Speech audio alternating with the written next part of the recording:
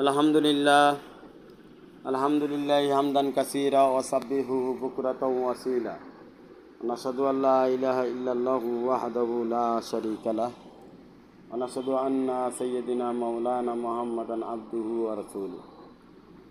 ওয়া ক্বালা আল্লাহু তাআলা ফি কালামিহিল মাজিদ আল ফুরকানিল হামিদ ওয়াল্লাযীনা জাহাদু ফীনা লানাহদিয়ান্নাহুম সুবুলানা ওয়া ইন্নাল্লাহা লামাল মুহসিনিন। وقال رسول الله صلى الله عليه وسلم لا يبسن الله أقواما في يوم القيامة في وجوههم نور على منابر اللؤلؤ يكبتهم الناس ليسوا بأنبياء ولا شهداء ولا عربي حلهم لنا نعرفهم فقال هم الذين متحبون في الله من قبائل شتى من بلاد شتى يجتمعون على ذكر الله يذكرونه أو كما قال عليهم الصلاة والسلام। আল্লাহ পাকের অশেষ মেহেরবানি, দয়া এবং আমাদের উপরে আল্লাহ পাকের ইহসান যে আল্লাহ রব্বুল আলামিন আমাদেরকে খানকাহ ইমদাদিয়ায় আসার বসার তৌফিক দান করেছেন। এই জন্য মহান রব্বুল আলামিনের দরবারে আমরা সকলে শুকরিয়া আদায় করি, বলি আলহামদুলিল্লাহ।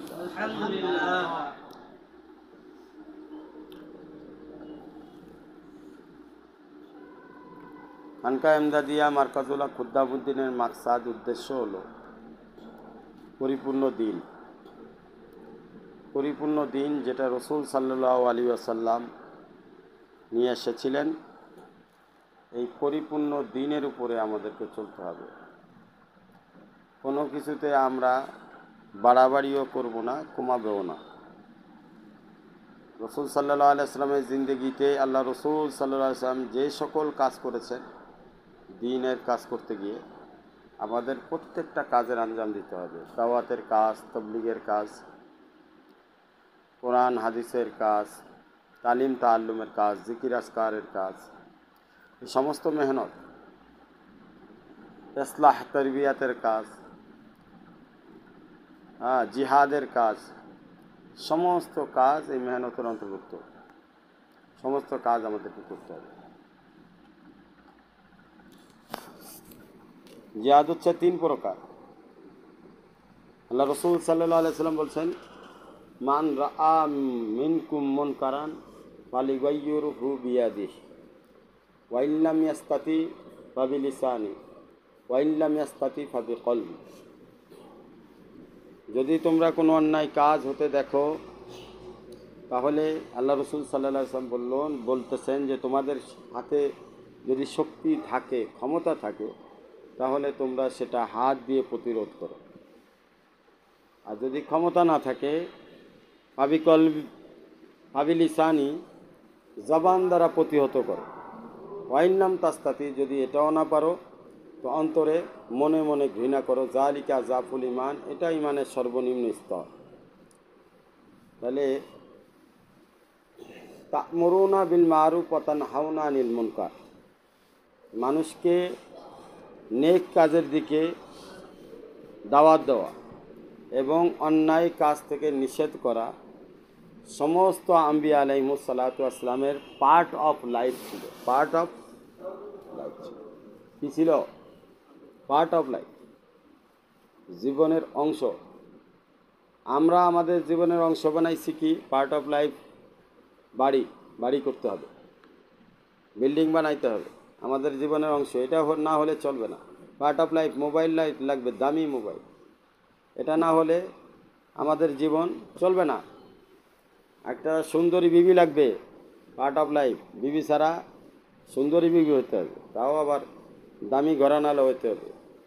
তারপরে কি করতে হবে? যৌতুক নিতে হবে।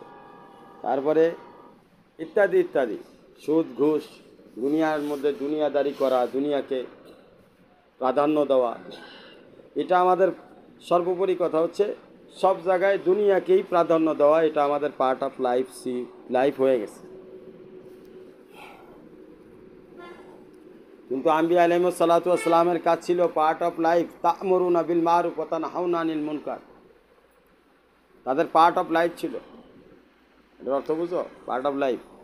জীবনের অংশ, অর্থাৎ তাদের চলাফেরা, সমস্ত আম্বিয়া আলাইহিসসালাতু ওয়াসসালামের চলাফেরাই দাওয়াত ছিল। তাদের চাল চলন, তাদের উঠা বসা দেখে মানুষ হেদায়েত পেয়ে যেত। তাদের কথাবার্তা দাওয়াত ছিল। তাদের কথা শুনলেই মানুষ আকর্ষিত হইতো এবং হেদায়েত পেয়ে যেত, পরিপূর্ণ হেদায়েত পেয়ে যেত। তাদের চাহনি, কথা বলার ভঙ্গি, তাদের তাদের সব কিছুই, তাদের মুআমালাত, লেনদেন, মুআশারাত, সামাজিকভাবে তাদের কথাবার্তা, সমাজের সাথে তাদের উঠা বসা, সমাজকে নিয়ে চলা, এগুলো এগুলো তাদের কি ছিল? তাদের জীবনের মধ্যে তা'মুরুনা বিল মারুফ ওয়া তানহাউনা আনিল মুনকার ছিল। তাদের প্রত্যেক জীবনের মধ্যে দাওয়াত ছিল, যার কারণে সাহাবীদেরকে যারা দেখতো, অনেক সাহাবী বিভিন্ন দেশে গেছে, তাদেরকে শুধু দেখছে, কথা বলা হয় নাই, হেদায়েত আল্লাহ পাক দিয়ে দিছে। বা কথা বলতে পারে নাই, কারণ ভাষা ভিন্ন, বিভিন্ন দেশের ভাষা ভিন্ন, কিন্তু তাদের চাল চলন উঠা বসা দেখেই আল্লাহ পাক হেদায়েত দান করে দিয়েছে। তো আমাদের খানকা ইমদাদিয়া মারকাজুল হক খুদ্দামউদ্দিনের যে কাজ, এই কাজটা আগে বুঝতে হবে। কাজটা কিন্তু সাধারণ কাজ না, আল্লাহ পাক নবীদের যে কাজ দিছে সেই কাজ আমাদেরকে দিছে। এই জন্যে এই মার্কাজের নাম খুদ্দামউদ্দিন। আমি এই মার্কাজের নাম খুদ্দামউদ্দিন রাখছি আমার শাইখে সানি আরে বিল্লাহ হযরত মাওলানা মুফতি মিয়া মোহাম্মদ ডাক্তার আজমল কাদের লাহোরি রাহমাতুল দামাত বারকাতুম আলিয়া। তো ওনার দাদা হযরত মাওলানা আহমদ আলী লাহোরি রহমতুল্লাহ আলাইহি, ওনার দাদা এই নাম দিয়েছেন যে সমস্ত খেদমতকে একত্রিত করে, সমস্ত প্রকার আমলকে একত্রিত করে একটা বিশেষ নাম উপহার দিয়েছেন, সেটার নাম খুদ্দামউদ্দিন, অর্থাৎ দিনের খাদেম। দিন ইসলামের খাদেম যারা হবে তারা সব লাইনে কাজ করবে, সব লাইনে। যেমনিভাবে দাওয়াতের লাইনে কাজ করবে, তেমনি লাইনে জিকিরের লাইনে কাজ করবে, তেমনিভাবে সে তালিম তাআল্লুমের ক্ষেত্রে কাজ করবে, তেমনিভাবে সে কুরআন সুন্নাহর উপরে কাজ করবে। আমাদের 17 আমলকে ঘিরে এই পুরা দিনকে সামনে রেখে আমাদের কাজ করে আগায় যেতে হবে। আমাদের 17 আমল আল্লাহ পাক আমাদেরকে এক প্রকার নিয়ামত দিছে। এই নিয়ামতটা কেন দিছে? কারণ এই নিয়ামতটা যদি পাকিস্তানে দিত এরকম একসাথে, তো পাকিস্তানওয়ালারা আমাদের থেকে অনেক আগে বেড়ে যেত। এই নিয়ামতটা, যে 17 আমলের নিয়ামতটা যদি এটা ইন্ডিয়ায় দিত, এতদিন আমরা 5 বছর যে কাজ করছি, 5 বছরে আমরা যতটুকু আগাইতে না পারছি, তারা আমাদের থেকে কমসে কম 100 গুণ আগাই যেত, কমসে কম ইন্ডিয়াওয়ালারা। কিন্তু আমরা এই 17 আমলের নিয়ামত আল্লাহ আমাদেরকে খাসভাবে কেন দিল? কারণ এই যাবৎ পাকিস্তানিদেরকে আল্লাহ পাক নিয়ামত দান করছে, মুসলমানদেরকে, ইন্ডিয়ার মুসলমান ইমানওয়ালাদেরকে বড় বড় নিয়ামত দান করছে, এবং সেটা তারা হক আদায় করছে। কিন্তু আমরা বাংলাদেশিরা শুধু তাদের পিছনে আগাইতেছি, কিন্তু নিজেরা কোনো এমন কিছু করে দেখাইতে পারি নাই আসলে। তো এই জন্য দিনের কাজকে আমরা যাতে নিয়ে আগে বাড়তে পারি, এই জন্য আমাদেরকে 17 আমল আল্লাহ পাক দান করছে, যাতে আমরা 17 আমলকে নিয়ে চমকায় যেতে পারি মেহনতের মাধ্যমে। তো দিন আমাকে চমকায় দিবে, আমি দিনকে চমকাবো না, দিন আমাকে চমকায় দিবে। আপনারা জানেন, কিছুদিন আগে আমি এক দোয়া করছিলাম, তোতে বৃষ্টি বন্ধ হয়েছিল। আবার এই যে বৃষ্টি মাঝখানে একবারে পুরা বৃষ্টি চলতেছে না, আবার দোয়া করছি, দোয়া আল্লাহ কবুল করছে, বান্দার দোয়া। তো আরও অন্য জায়গায় দোয়া করতে পারে, সেটা তো আর আমরা জানি না। আমরা দোয়া করছি, আল্লাহ পাক আমাদের দোয়া কবুল করছে, বৃষ্টি শুরু হয়েছে। তো এটা কিসের খাতিরে? তো এটা কি কোনো কারামত না, এটা কোনো মজেজা না, এটা আল্লাহ পাকের নিয়ামত। কারণ আমরা দিনের খেদমত করব, আগে বাড়বো, আল্লাহ পাক এভাবে নিয়ামত দিতে থাকবে। যেই দিনের কাজ করবে, আবার আমি যদি বাড়িতে যাই বা অন্য কোথাও দিনের কাজ না করে অন্য কাজে যদি আমি যাই, তাইলে হাজারো বার যদি বলি যে আল্লাহ বৃষ্টি পড়তেছে ভিজায়ও না, তা আল্লাহ ভিজাই দেয়। ওই সময় কথা শুনে না, কারণ ওই সময় আমি দুনিয়ার কাজে ব্যস্ত। আল্লাহর মদদের শর্ত হলো দিনের কাজের সাথে থাকলে মদদ হবে। কথা কি বুঝতেছে? এখন তুমি যদি বাড়িতে যাই ওখানে তুমি তো তোমার কোনো কাজ নাই, অথবা বাড়ির থেকে তুমি ব্যবসার কোনো উদ্দেশ্যে তুমি কোথাও গেলা, সেখানে যে তুমি আল্লাহর সাহায্য চাইতেছো, এই সাহায্য তুমি পাইবা না। কেন পাইবা না? কারণ তুমি গেছো ব্যবসার উদ্দেশ্যে, আরেকজনে গেছে চাকরির উদ্দেশ্যে, আরেকজনে গেছে কলেজে, একজনে গেছে ভার্সিটিতে, একজনে পরিবারের সংসার গোছানোর কাজে লেগে রয়েছে, একজনে বেড়াইতে গেছে বাড়িতে। এখন এখানে তোমার কথা আল্লাহ শুনবে না, কারণ ওইখানে তোমার পরিচয় এখন দায়ী নাই, দায়ী ইলাল্লাহ না। তুমি 17 আমলের দায়ী ওখানে নও। ওখানে যায় তুমি দোয়া করলে তোমার দোয়া কবুল হবে না। তো প্রশ্ন করতে পারো হযরত তাইলে কি উপায়? উপায় আছে। তো যখন এখান থেকে যাইবা বাড়িতে, তো বাড়িতে দাওয়াতের নিয়তে যাও। এখান থেকে যখন চাকরিতে যাইবা দাওয়াতের নিয়তে যাও। এখান থেকে যখন ব্যবসায় যাইবা দাওয়াতের নিয়তে যাও। এখান থেকে বেড়াইতে যাইবা, বেড়াইতে গেলেও দাওয়াতের নিয়তে যাও। তোমার বেড়ানো হয়ে যাবে, দাওয়াতের কাজও হয়ে যাবে, দোয়াও কবুল হইতে থাকবে। এখান থেকে তুমি যেখানেই যাও, যেই দুনিয়ার যেই কাজেই যাও, তুমি যদি দাওয়াতের নিয়তে যাও তো তোমার সব হবে, খাওয়া দাওয়াও হবে, ঘোরাফেরাও হবে। কিন্তু যে নিয়ত করছো দাওয়াতের, দুই একটা বান্দাকে দাওয়াতও দিছো, এই কারণে আল্লাহ পাক ওখানে তোমার বিপদ আপদ থেকে হেফাজত করবে। এখন ওইখানে থেকে তুমি কোনো দোয়া করলে দোয়া কবুল করবে। বান্দার দোয়া কবুল করার শর্ত, প্রথম শর্ত হচ্ছে দাওয়াত ইলাল্লাহ। যে দায়ী হবে তার জন্য দোয়া কবুল হবে, যে দায়ী হবে না তার জন্য দোয়া কবুল হবে না। সমস্ত আম্বিয়া আলাইহিমুস সালাতু ওয়াস সালামের দোয়া কবুল হয়েছে, কারো কারো নবীর দোয়া কবুলও হয় না। এটার ব্যাপারে আমি আলোচনা পরে আনতেছি। কোন নবীর দোয়া কবুল হয় নাই, কেন হয় নাই? অথচ নবীর দোয়া কবুল হওয়ার কথা। নবী তো নবী, নবী বানায় আল্লাহ পাঠাইছে, তো দোয়া কবুল হওয়ার না হওয়ার তো কোনো কারণ নাই। দোয়া তো কবুল হওয়ার কথাই। হযরত নূহ আলাইহিস সালাম দোয়া করছে, রব্বি লা তাজার ফিল আরদি মিনাল কাফিরিনা দাইয়ারা। আল্লাহ, এই পৃথিবীর একটাকেও তুমি রাখবা না, এরা তোমাদেরকে যদি বাঁচায় রাখো তাহলে তোমার সাথে তোমার দ্বীপ তোমার দিনকে এরা ডুবাই দিবে, তোমার দিনকে এরা ধারণ করবে না।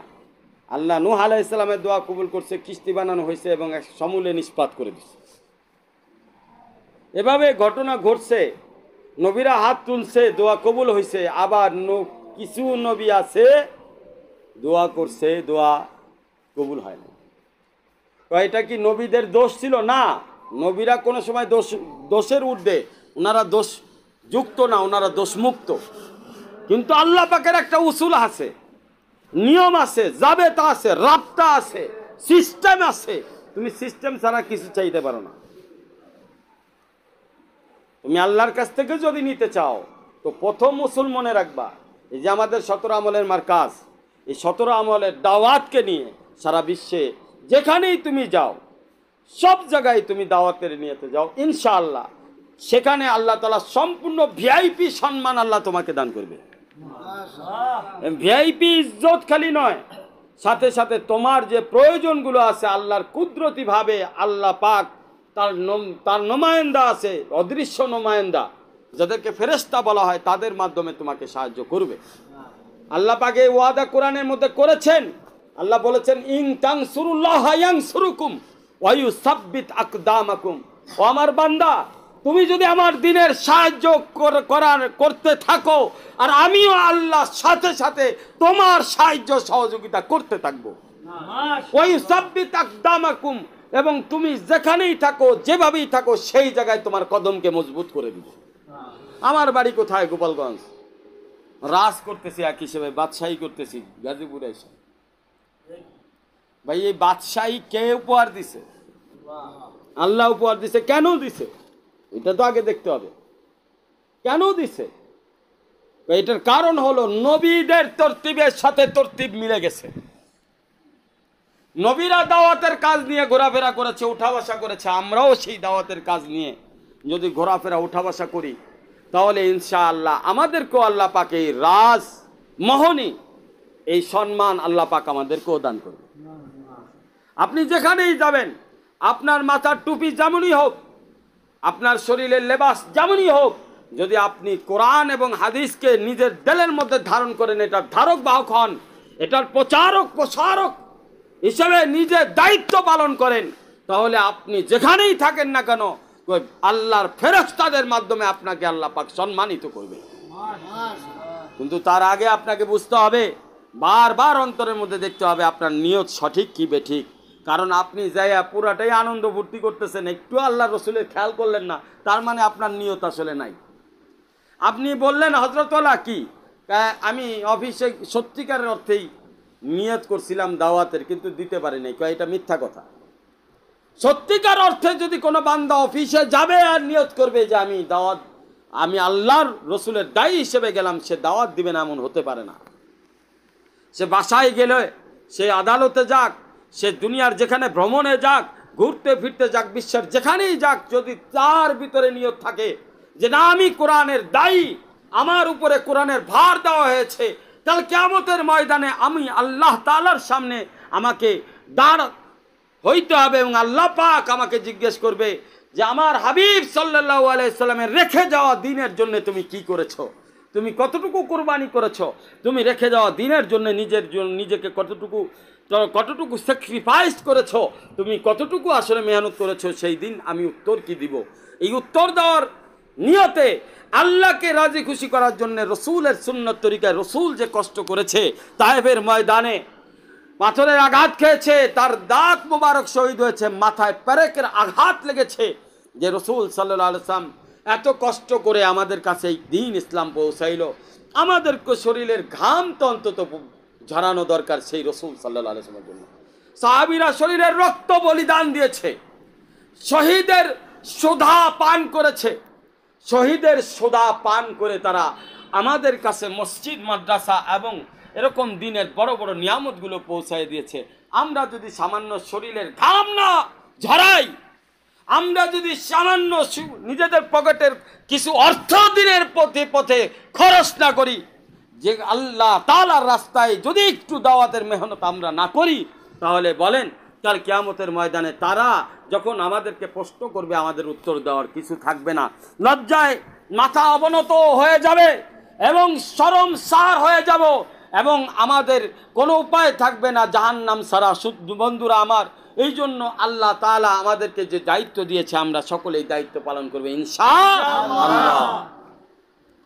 বন্ধুরা আমার, বড় পীর আব্দুল কাদের জিলানী রহমাতুল্লাহ আলাইকে তার মা নসিহত করেছে, দেখো বাবা কখনো মিথ্যা বলো না।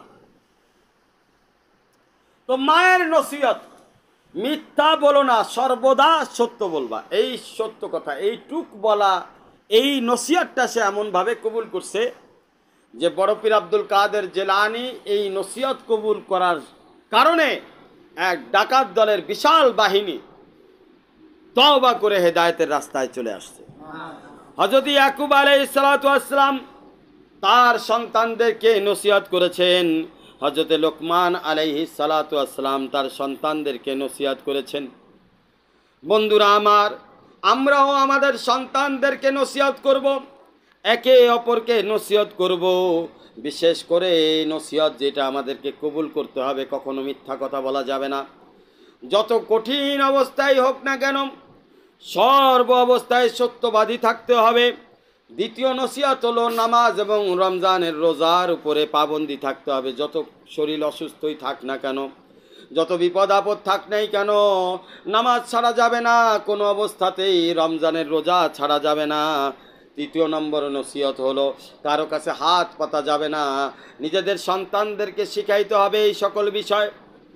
দেখো বাবা, উপরের হাত বড়, নিচের হাত ছোট, উপরে হাত দিয়ে দেওয়া শিখো, মানুষের কাছে চাওয়া শিখো না। ছোট সন্তানদেরকে যদি এখন থেকেই আমরা এটা শিখাইতে থাকি, দেখো যে তোমরা সব সময় দেওয়ার আদত করবা বাবারা, কখনোই কারো কাছ থেকে চাওয়ার আদত করবা না, অভ্যাস করবা না। সর্বদা সত্য কথা বলবা, কোনো অবস্থাতেই নামাজ ছাড়বা না, রোজা ছাড়বা না, বেশি বেশি দান সৎকা করবা। এই সকল যদি আমরা আমাদের সন্তানদেরকে এখন থেকে শেখাই, বড় হয়ে আমার আপনার নাম নেবে, বাবা মার মুখ রৌশন করবে, তাদের সম্মান তাদের ইজ্জত করতে তারা বাধ্য হবে। আজকাল ছেলেপেলেরা বাবা মার ইজ্জত করে না কেন? কয় দুনিয়ার সব কিছু শিখায়, আল্লাহর রসুলেরটা শিখায় না। সব কিছু শিখায় কিন্তু সত্য কথা বলতে হবে, এটা কোনোদিন আমার মা বাপ আমাকে বলে নাই। কোনোদিন বলে নাই যে বাবা নামাজ ছাড়া যাবে না, কোনোদিন বলে নাই রোজা ছাড়া যাবে না। সব সময় বলছে স্কুলে না গেলে তোমাকে পিটাই করব, কলেজে না গেলে পিটাই করব। কোনোদিন বলে নাই নামাজ না পড়লে তোমাকে পিটাই করব, রোজা ছেড়ে দিলে তোমাকে পিটাই করব, এই কথা বলে নাই। আজকে আমাদের বাবা মা এই কথা না বলার কারণে আমাদের সন্তানের হাত দ্বারাই তারা কিন্তু অনেক প্রকার আক্রমণ এবং কষ্ট পাইতেছে। মনে রাখবেন, গাছ যখন ছোট থাকে, গাছকে আপনি যেদিকে খুশি সেদিকে নিয়ে যেতে পারবেন, কিন্তু গাছ যখন বড় হয়ে যাবে, মোটা হয়ে যাবে, তখন গাছের মধ্যে হাত দিলেও আপনি ব্যথা পাবেন, থাপ্পড় দিলেও ব্যথা পাবেন, ঘুষি দিলে আপনার চামড়া ছিলে যাবে। ছোট বাচ্চারা কচি গাছের ন্যায়, এদেরকে আপনি যেভাবে বুঝাবেন, যেদিকে বুঝাবেন সেই দিকেই কিন্তু যাবে।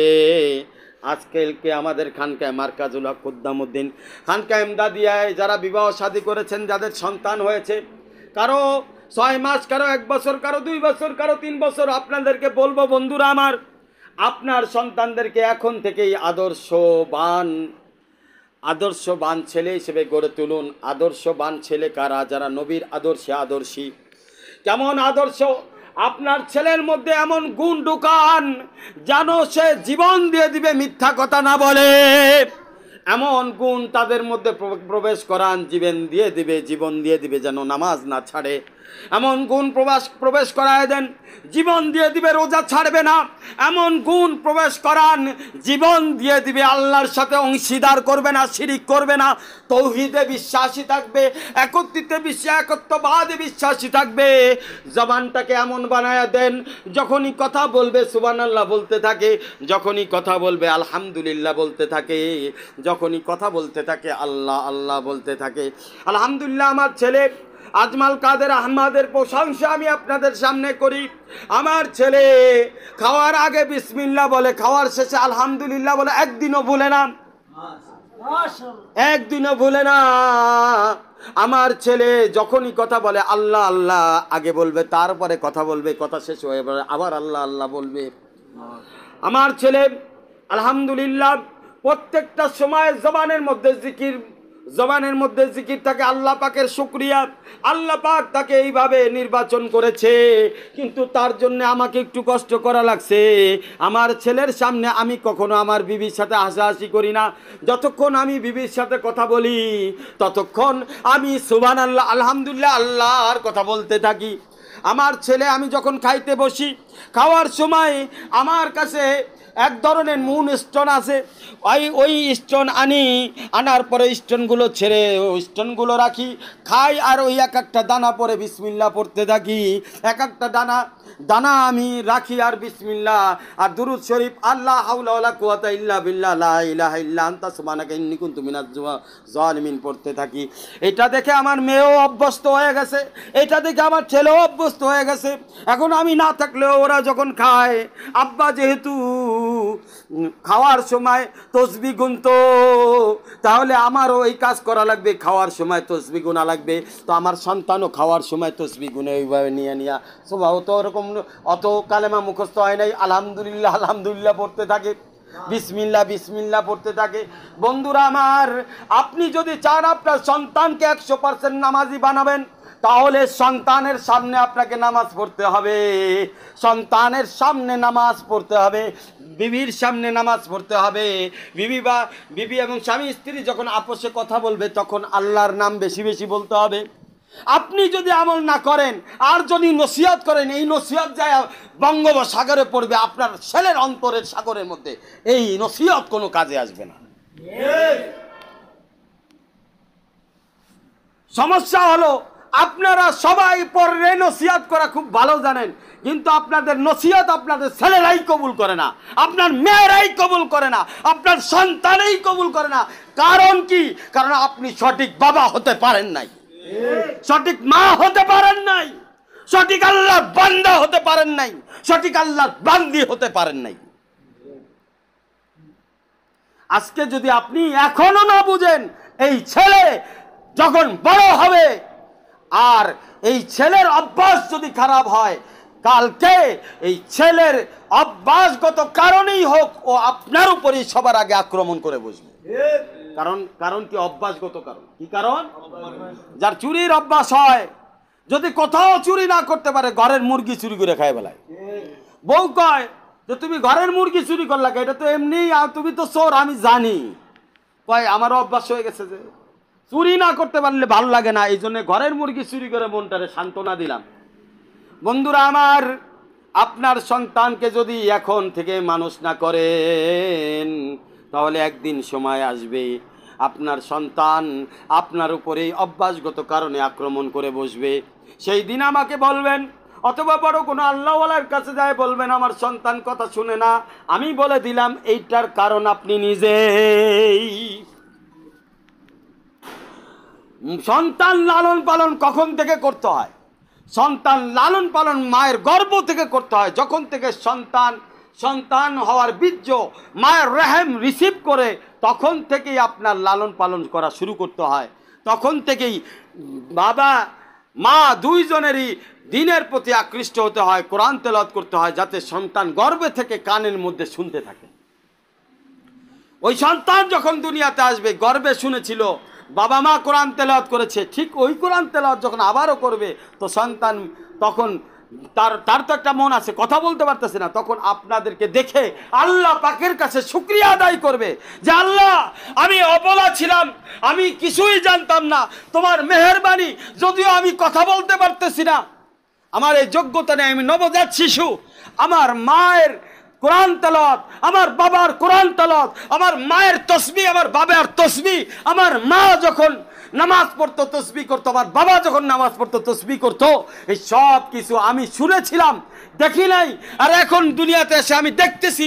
আল্লাহ তোমার শুকরিয়া যে তুমি আমাকে এরকম নেক বাবা মা দান করেছো। বন্ধুরা আমার, কথা বুঝতে হবে। আর এখন আমরা আমার সন্তান মায়ের রেহেমের মধ্যে, মায়ের পেটের মধ্যে থেকে কি শুনে? সবার আগে যেটা শুনে সেটা হলো ঝগড়া। কি শুনে? তোরে বাইরে ফেলাবো, তোরে মারে ফেলাবো, তুই বাইরে, তুই বাইরে। অথচ পেটে সন্তান আছে। এই সন্তান যখন দুনিয়াতে আসবে আর দেখবে, ওহো ওই ঝগড়া শুনছিলাম, এইটাই সেই, আরে কুলাঙ্গারের বাচ্চা, কুলাঙ্গার, তোর ঘরে আল্লাহ আমার যদি না পাঠাইতো। কারণ ওই বাচ্চা নিষ্পাপ থাকে, ফেরেশতাদের মতো তার আত্মা থাকে, তখন সে সবই বুঝতে পারে, বলতে পারে না। যেমন গরু ছাগল যদি কবরে কোথাও আযাব হয়, কবরে কোথাও আযাব হয়, গরু ছাগল কিন্তু টের পায়, কিন্তু বলতে পারে না। এমনি ভাবে ওরাও অবলা, নবজাত শিশুও থাকে অবলা।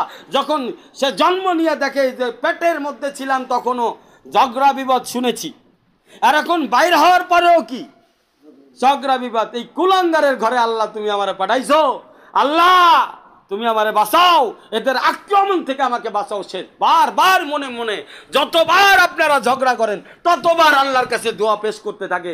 কিছু করার নাই, আস্তে আস্তে তার আত্মা কিন্তু যখন আরো দেখতে থাকে, ওই অভ্যাসে অভ্যস্ত হয়ে যায়। কি হয়ে যায়? তখন এই ছেলের মধ্যে ওই গুণগুলো প্রবেশ করে, যেগুলো বাবা মা তার সামনে করেছে। বন্ধুরা আমার, এর ফলাফলে যায় এই ছেলেকে আর হেদায়েতের লাইনে আনা যায় না। হাজারো নসিহত করেও লাইনে আনা যায় না, হাজারো বোঝায় লাইনে আনা যায় না। বন্ধুরা আমার, যদি কারো কারো কপালে হেদায়েত থাকে, কারো কারো নসিবে আল্লাহ পাকের নিয়ামত থাকে, তাহলে হেদায়েত আইসা যাইতে পারে, কিন্তু সেটা খুবই কম, খুবই কম, হাতে গোনা দুই একটা। এরকম পরিবারে আপনি দেখবেন এক দুইটা এরকম আছে, মানে কপালে লাগে গবরে পদ্ম ফুল ফুটছে, গবরে পদ্ম ফুল ফুটছে, এরকম পদ্ম ফুল দেখা যায় না। বন্ধুরা আমার, এই জন্যে আমরা কি করব? নসিহত পেশ করার আগে আগে নিজেরা নসিহত গ্রহণ করব। আমি যদি নসিহত গ্রহণ না করি, আমার সন্তান কিভাবে নসিহত গ্রহণ করবে? সন্তান যখন বড় হয়, একবারেই বাবা মার ঝগড়া করা উচিত নয়। বাবা মার মহব্বতের সাথে থাকা উচিত, যাতে সন্তান দেখে বাবা মার মহব্বত অন্তত তাদের অন্তরের মধ্যে পায়। যেটা সে দেখবে ওটাই পাবে, কারণ দেখার মাধ্যমেই হচ্ছে আসর হয়। সবার আগে সন্তান যাদের সোহবত লাভ করে, সেই সোহবতের মেইন কারখানা হচ্ছে বাবা মা। এদের সোহবত কিন্তু সবার আগে সন্তান গ্রহণ করে। আমরাও সন্তান ছিলাম, আমাদের দিকে তাকাই, আমরা কেমন ছিলাম, এখন কেমন হয়েছি। এখন এরকম কেন হয়েছি? কারণ নেক্সট সোহবত পাইছি। তো সন্তান যদি বাবা মার নেক্সট সোহবত আগের থেকেই পেয়ে যায়, ওই সন্তান কেমন হবে চিন্তা করেন।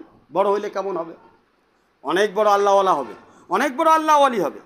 এই জন্যে আমি আমাদের প্রিয় মা বোনদেরকে বলবো, আমার সাথী ভাইদেরকে বলবো, দেখেন একটু চিন্তা করেন, নিজের দিকে একটু তাকান, সন্তানের ভবিষ্যতের দিকে একটু তাকান। সন্তান যখন বড় হবে, সন্তান যেন আপনাকে বুক ফুলায় বলে যে আমার বাবা একজন আল্লাহওয়ালা মানুষ ছিল। আমি বলি না অনেক সময় যে আমার বাবা কিন্তু আমি দেখছি তা আমার অনেক সময় দেখছি তাহাজ্জুদ নামাজ পড়ে হাউ মাউ করে কান্নাকাটি করছে, আমাদের জন্য দোয়া করছে। সেই সময় এখন নাই, কিন্তু ওই যে দোয়াগুলো করছে ওগুলো আমার নজরে ভাসে। আবার আমরা যখন ঈদগাহে গেছি, আব্বা আমাদের হাতে টাকা দিয়ে দিছে যে দাও হুজুরে দাও, এটা মসজিদে দাও, এটা মাদ্রাসায় দাও। ওই কারণে আজকে আমাদের হাত লম্বা হয়েছে। আজকে যদি এটা আমরা না শিখাইতো আমার বাবা মা, তাহলে আমি কোথা থেকে পাইতাম? তো সুতরাং আমরা আমাদের সন্তানকে এমন কিছু শিখাবো যেই শিক্ষার দ্বারা সে সমাজের মাধ্যমে গর্ব করে। আজকাল সন্তানরা গর্ব করে কি নিয়ে? আমার বাবা চেয়ারম্যান, এটা কোনো গর্বের বিষয়? আমার বাবা এমপি, এটা কোনো গর্বের বিষয়?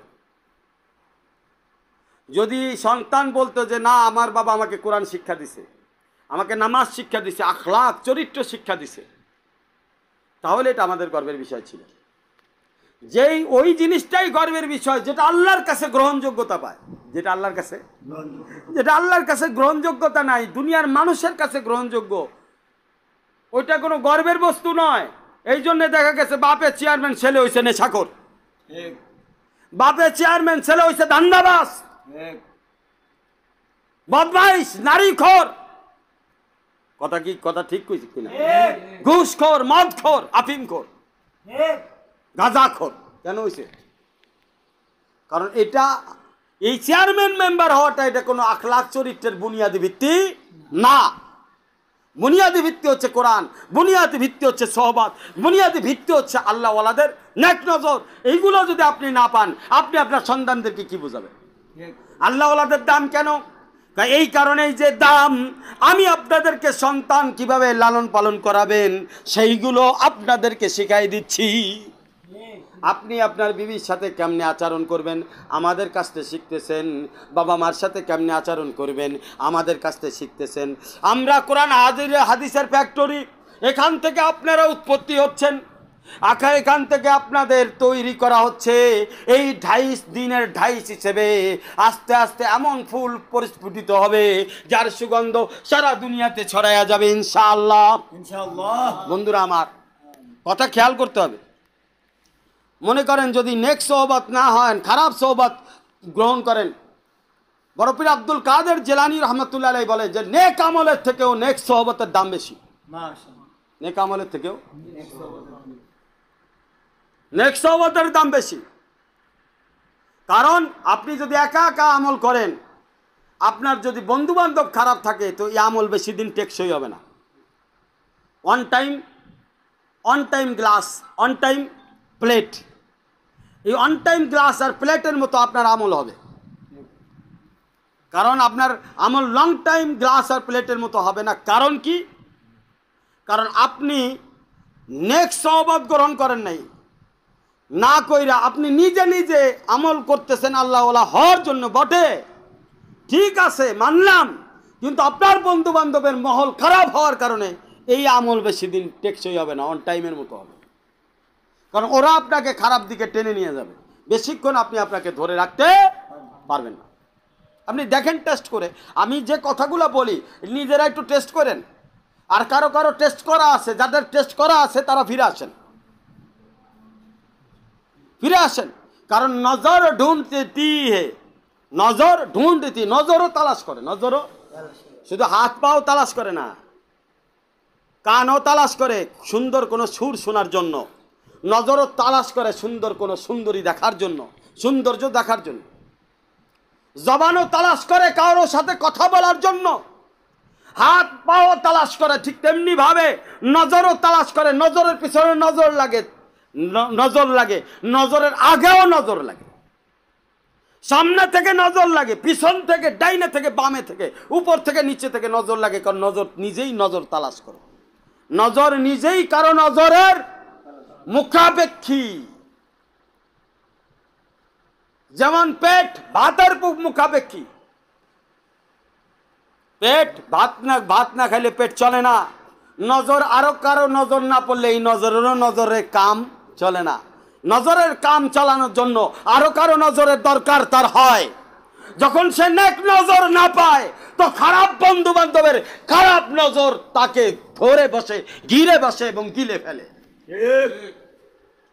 গিলে ফেলে।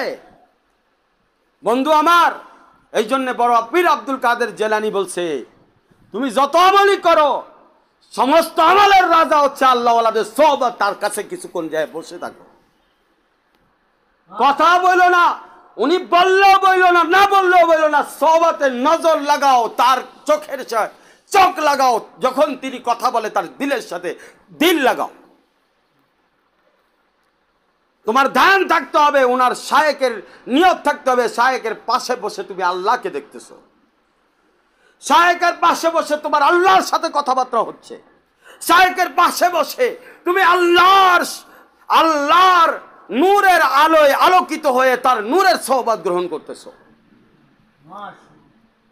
কারণ আল্লাহ নিজেই বলেছেন, আনা জালিসুন মান জাকারানি, যেখানেই আমার আলোচনা হয়, আমি আল্লাহর কথা হয়, সেখানে আমি আল্লাহ স্বয়ং ওখানে থাকি। যে আমাকে মনে মনে স্মরণ করে, আমিও তাকে মনে মনে স্মরণ করি। জাকারানি ফি মালাইন, জাকারানি ফি মালাইন জাকারতুহু ফি মালাইন খায়রাম মিনহু। সে যদি কোনো মজলিসে আমার স্মরণ করে তো আমি আল্লাহ ফেরেশতাদের মজলিসে তার নাম ধরে ধরে স্মরণ করতে থাকি। এই যে আল্লাহ ওয়ালাদের মজলিস, এই মজলিসে দাম লাগানো হয়। মাছের বাজারে যখন মাছের ডাক হয়, 10 টাকা 10 টাকা, একজনে কয় 20 টাকা, আরেকজনে কয় 20 টাকা 20 টাকা, আরেকজনে বলে 50 টাকা 50 টাকা, একজনে বলে 100 টাকা, আচ্ছা দিয়ে দিলাম তোমাকে মাছ, হয় কিনা? মাছের বাজারে মাছের ডাক যেমন হয়, আল্লাহ ওয়ালাদের বাজারে বান্দার জন্য আল্লাহর ডাক, আল্লাহর পক্ষ থেকে আল্লাহ ওয়ালাদের ভাবে, আল্লাহ ওয়ালাদের দামে তার নামের ডাক শুরু হয়ে যায়, তার নামের ডাক শুরু হয়ে যায়। সাধারণ জায়গা নয় এটা। তোমার মূল্যায়ন, তোমার ইজ্জত, তোমার সম্মান, তোমার আল্লাহর সাথে সম্পর্ক সব কিছুই মবনি আল্লাহ ওয়ালাদের সোহবতের উপরে। মবনি বল ফাতা, মবনি বর ফাতা, মবনি বর জের না, মবনি বর ফাতা। এখানে বিজয় বিজয়, এখানে কেউ হারতে আসে না। আল্লাহ ওয়ালাদের মজলিসে কেউ বসলে সে কখনো হারে না, তার জীবন জয়ের দিকে অগ্রসর হয়। শুধু ওই বান্দাই এই জায়গার থেকে ফায়দা নিতে পারে না যার নিয়ত সহি নাই,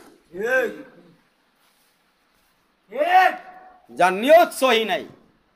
2 মিনিট আসলেও বসে চলে গেল, একটু চেহারা দেখলেও হয়ে গেছে, একটু আসলাম হয়ে গেছে, নিয়ত সহি নাই। হাত বানলেন, কি বানলেন? নামাজে হাত বাইন্দাই নামাজ ছাইড়া দিলেন, তার কি নামাজ হবে? 4 রাকাত নামাজ, পুরো নামাজ পড়তে হয়, শেষে সালাম ফিরাইতে হবে। আপনি খানকার মারকাজের সাথে মনে রাখতে হবে আপনাকে, আপনার নিয়ত শুরু থেকে শেষ পর্যন্ত নামাজের হালতে যেমনি নিয়ত বান্দা থাকেন, তেমনি ভাবে আল্লাহ ওয়ালা হওয়ার আপনার জীবনের শুরু থেকে মৃত্যুর আগ পর্যন্ত নিয়ত এক রকমই থাকতে হবে। যেমনি নামাজে আপনার নিয়ত শুরু থেকে শেষ পর্যন্ত থাকে, তাহলে আপনি এখানকার ফায়দা নিতে পারবেন। বন্ধুরা আমার, এক অফিসারের ঘটনা বলি। পাকিস্তানে থাকতে এই ঘটনা স্বয়ং আমি দেখেছি, এই জন্য বলতেছি। এই অফিসার অনেক ভালো ছিল। একবার বন্ধু বান্ধবের, অনেক নামাজ কালাম পড়তো, আল্লাহওয়ালা মানুষ ছিল। একবার বন্ধু বান্ধবের আড্ডায়, খারাপ বন্ধু বান্ধবের আড্ডায় যায় আর মদ খাওয়া ধরছে। অনেক কষ্ট করে একটু মদ খাওয়া, একটু খা, এই কয়া মদ খাওয়াইছে। মদের মধ্যে কি যেন আর একটু ওষুধ টষুধ মেরে দিছে, এমন খাওয়াইছে। এখন সে আর নিজের ধরে রাখতে না পারে, নাচানাচি শুরু করে দিছে। তারপরে বন্ধুরা দেখলো যে আর কাবু রাখা যায় না, বন্ধুরা থুয়ে আটা দিছে। ঘর দরজা খুলে বের হয়ে রোডের মধ্যে নাচানাচি করে শুরু করে দিছে। কাপড় খুলে ন্যাংটা হয়ে নাচানাচি শুরু করে দিছে। সবাই তার ছবি তুলছে, ভিডিওর মধ্যে আপলোড করে দিছে। বাজারে আপলোড হয়ে গেছে, পুরো দুনিয়ার মধ্যে আপলোড হয়ে গেছে। বন্ধু আমার, তার অশ্লীল কর্মকাণ্ড, তার এরকম ন্যাংটাভাবে নাচানাচি আপলোড হয়ে গেছে। যখন হুঁশ ফিরছে, তার ধৈরা জবরদস্তি করে ডাক্তারের কাছে নিয়ে গেছে তার বন্ধু বান্ধব। যখন আর উপায় পায় নাই, ডাক্তাররা তখন তার চিকিৎসা করেছে। চিকিৎসা করার পরে যখন সে সুস্থ হয়, ওই অফিসার বলে, আমার সাথে কি হয়েছিল আমাকে বলো। যখন বলতে চায় না সবাই, তারপরেও যখন বেশি জিজ্ঞেস করছে, তারপরে সবাই বলছে এই ঘটনা। এই বিষয় নিয়ে সে বলছে, এই ছবিগুলো কারা আপলোড করেছে? বলছে, আপনি এমনভাবে বাজারে নাচানাচি শুরু করেছেন, সবাই আপলোড করছে, তার কোনো ঠিক ঠিকানা নাই। কার কথা বলা যাবে? বাজারে তো লক্ষ লক্ষ মানুষ। তখন রাত্রেবেলায় চিন্তায় পড়ে গেছে, নিমগ্ন হয়ে অনেক চিন্তায় পড়ে গেছে। সকালবেলায় সারা রাত চিন্তা করে সকালবেলায় খবর পাওয়া গেল যে সে নিজে আত্মহত্যা করেছে। এই হচ্ছে নেক সোহবত আর খারাপ সোহবতের মধ্যে পার্থক্য। খারাপ সোহবত মানুষকে আত্মহত্যার পথে নিয়ে চলে যায়। খারাপ বন্ধু বান্ধব তাকে নিরাশ হওয়ার রাজ্যে প্রবেশ করায় দেয়, যেখানে কোনো আর আশার আলো থাকে না। আর যারা নেক সোহবত ইখতিয়ার করে, ভালো সোহবত ইখতিয়ার করে, তাদের জন্য সুসংবাদ। আস্তে আস্তে তার দিন ভালো হতে থাকে, তার রাত ভালো হতে থাকে। কিন্তু সোহবতের হক আদায় করতে হবে বন্ধু আমার। আল্লাহ রসুল সাল্লাল্লাহু আলাইহি সাল্লাম বলেন, তোমরা মুমিন ব্যতীত কাউকে নিজেদের বন্ধু বানায় না, দোস্ত হিসেবে গ্রহণ করো না। ভাই, এটার একটা অর্থ হলো দোস্ত হিসেবে গ্রহণ করতে মানা করছে। এমনি মুআমালাত মুআশারাতে আমাদেরকে অনেক সময় উঠা বসা চলাফেরা করতে হয়, সেটা ভিন্ন বিষয়। সেটা দাওয়াতের আমল করতে গিয়ে আমাদেরকে অনেক সময় দাওয়াত দেওয়ার জন্য যাওয়া লাগে, ওইটা ভিন্ন বিষয়। কিন্তু বন্ধু গ্রহণ করা যাবে না, বন্ধু হিসেবে গ্রহণ করা যাবে না। কারণ বন্ধু আরেক জিনিস, और चीज है दोस्त, और चीज है। दोस्त जिसको बनाओगे, दोस्त बनाने से पहले 1000 मर्तबा सोचना जरूरी है। তুমি 1000 বার চিন্তা করো। কথা বলার সূত্র 3টা। কয়টা? কথা বলার আগে আপনি কি কথা বলবেন, এটা আগে চিন্তা করবেন। पहले सोचो, फिर तोलो, फिर बोलो। প্রথমে চিন্তা করবেন যে আপনি কি কথাটা বলতেছেন, এটা রিয়াকশন কি হইতে পারে। সেটা মার সাথে বলেন, বিবির সাথে বলেন, ভাইয়ের সাথে বলেন, সমাজের নেতাদের সাথে বলেন, বা যে কোনো মানুষের সাথে আপনি কথা বলেন। কথা বলার আগে আপনাকে চিন্তা করতে হবে আপনি আসলে কি বলতেছেন, এটার অ্যান্সার কি আসতে পারে। ওইটার অ্যান্সারের পরে আপনি কি বলবেন, সেটার অ্যান্সার কি হইতে পারে। ওইটার পরে কি বলবেন, সেটার অ্যান্সার কি হইতে পারে। এইভাবে 3বার চিন্তা করবেন, বলার পরে অ্যান্সার, বলার পরে অ্যান্সার, বলার পরে অ্যান্সার, 3বার চিন্তা করার পরে কথা বলবেন। এবার 2 নাম্বার বিষয় হলো ওজন করবেন, কথার ওজন। কার কাছে বলতেছেন? ভ্যানওয়ালার সাথে কথা বলতেছেন, না রিক্সাওয়ালার সাথে কথা বলতেছেন, নাকি কোনো চেয়ারম্যান মেম্বারের সাথে কথা বলতেছেন, নাকি কোনো আলেমের সাথে কথা বলতেছেন, নাকি কোনো আল্লাহওয়ালার সাথে কথা বলতেছেন। এটার একটা ওজন। 2 নম্বর, কি কথা বলতেছেন? দুনিয়ার কথা বলতেছেন না দিনের কথা বলতেছেন? কোরআনের কথা বলতেছেন, হাদিসের কথা বলতেছেন, না দুনিয়ার কথা বলতেছেন? এই দুইটার একটা মিল রয়েছে, এই 2 জায়গায় মিলাইয়া নিতে হবে। যদি দিনের কথা বলেন, তখন ওলামা একরামদের সাথে কথা বলার ধরন আলাদা, আল্লাহওয়ালাদের সাথে কথা বলার ধরন আলাদা, দিনদার পরহেজগার মুমিন বান্দাদের সাথে কথা বলার ধরন আলাদা। যদি দুনিয়ার কথা বলেন, সেখানে কথা বলার ধরন আলাদা। এই যে ধরনের মধ্যে পার্থক্য, এটাকে ওজন বলা হয়।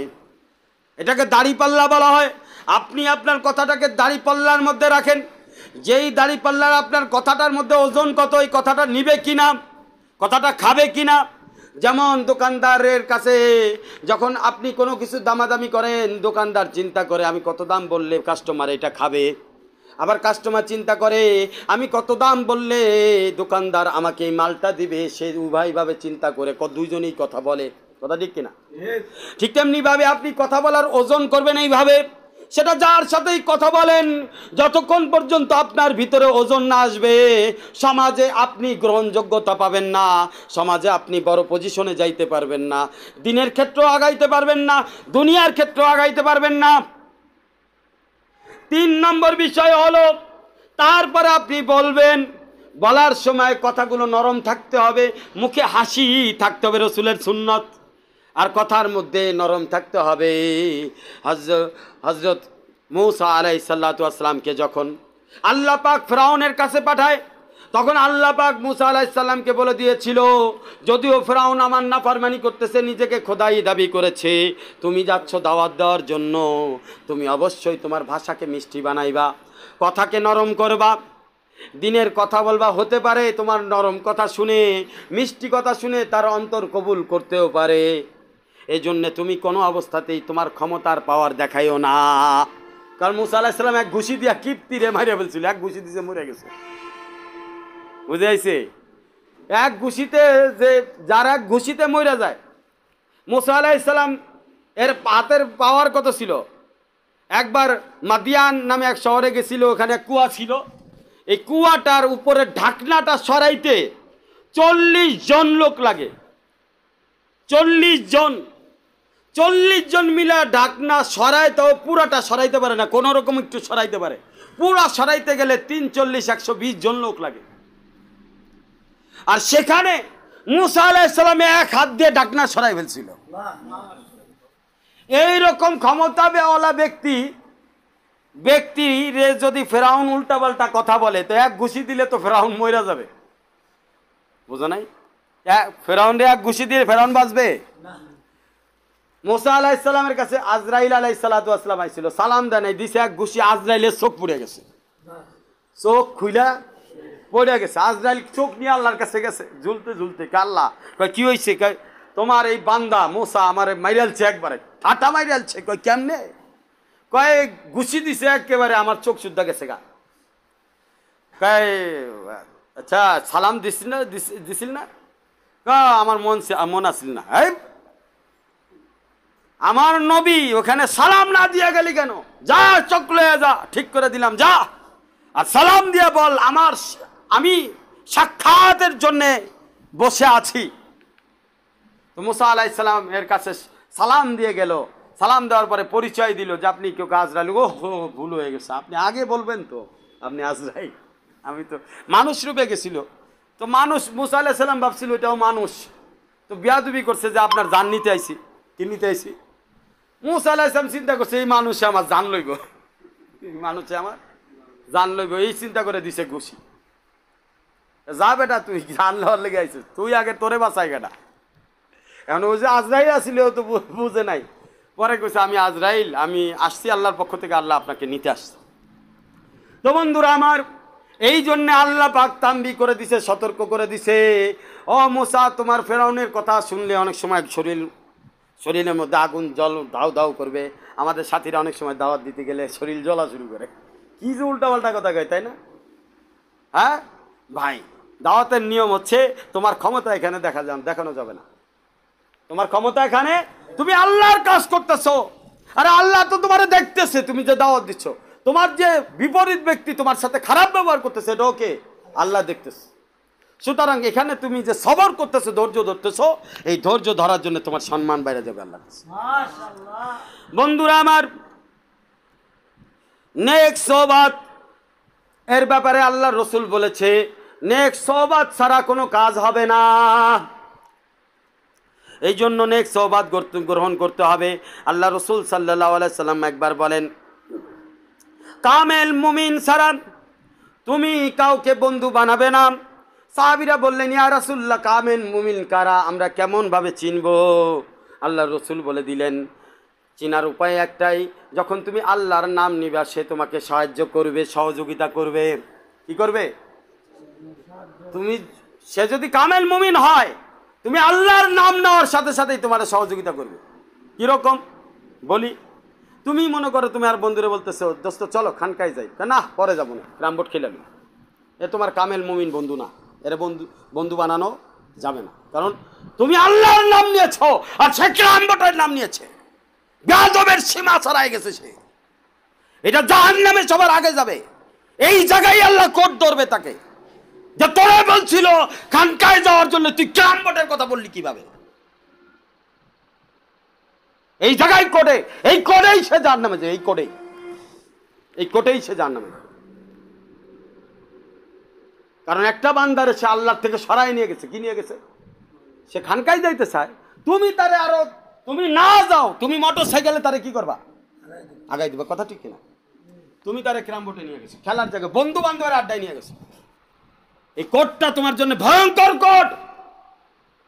এগুলো বেয়াদবি, আল্লাহর সাথে, নবীদের সাথে বেয়াদবি, রাসূলের সাথে বেয়াদবি, কোরআনের সাথে বেয়াদবি, হাদিসের সাথে বেয়াদবি। এটা এই তোমার কামেল বন্ধু না, তোমার এর সাথে মিশলে তোমার জিন্দেগি শেষ হয়ে যাবে, তোমার বন্দেগী শেষ হয়ে যাবে। আল্লাহ রাসূল বলতেছেন কামেল বন্ধু হচ্ছে সে যার সামনে আল্লাহর কথা বলার সাথে সাথে সে তোমার সহযোগী বন্ধু হয়ে যাবে। কি হয়ে যাবে?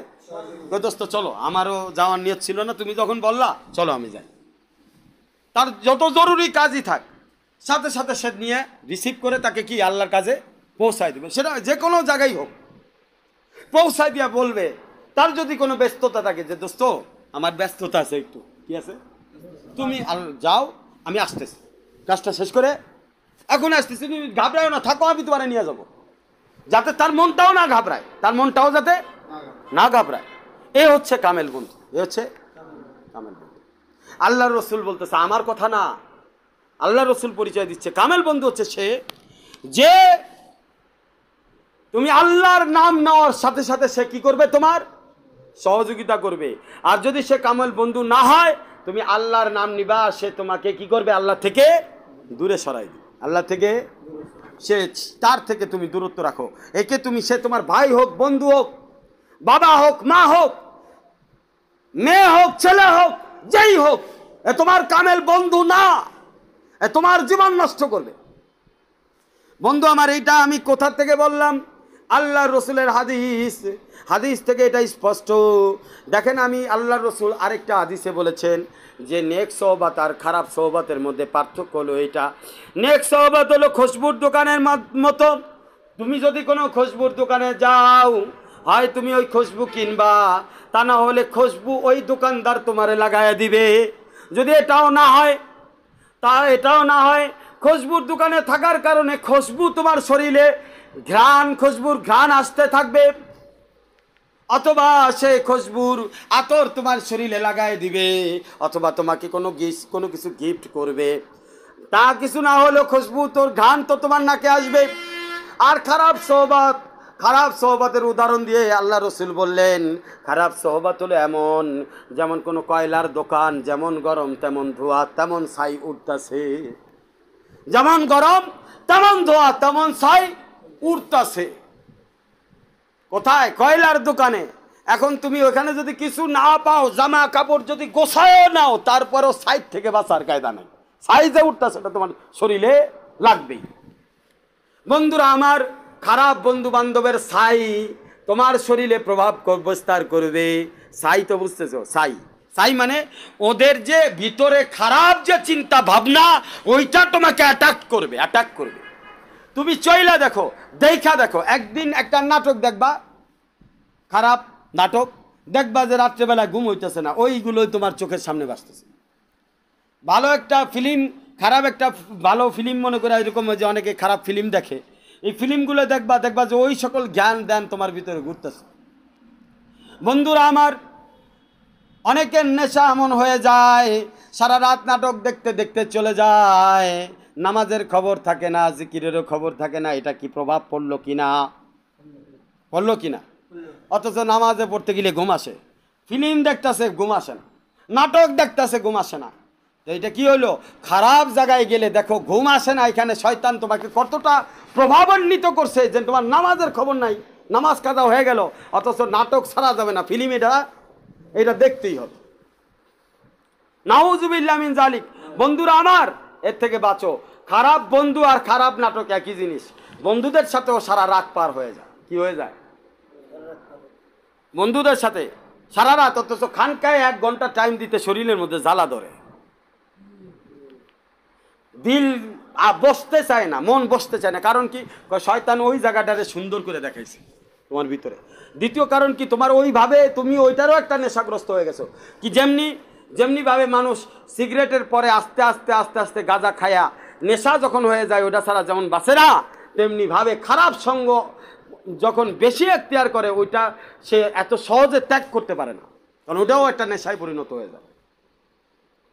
ওইটাও একটা নেশায়, কারো মিষ্টি খাওয়ার নেশা, কারো জর্দা পান খাওয়ার নেশা। তো ওইগুলো যেমন নেশা, তো এরকম খারাপ বন্ধু বান্ধবের নেশাটাও এরকম নেশা, যেটা ভালো হওয়ার জন্য তাকে সুযোগ দেয় না, ভালো হওয়ার জন্য তাকে। বন্ধু আমার, এই জন্য মনে রাখতে হবে, খারাপ সোহবতে গেলে তোমার কয়লা না লাগুক, কয়লার ছাই থেকে বাঁচার কোনো কায়দা নাই। আরেকটা বিষয়, আল্লাহওয়ালাদের সোহবতের ব্যাপারে আরো সুন্দর একটা কথা বলা হয়।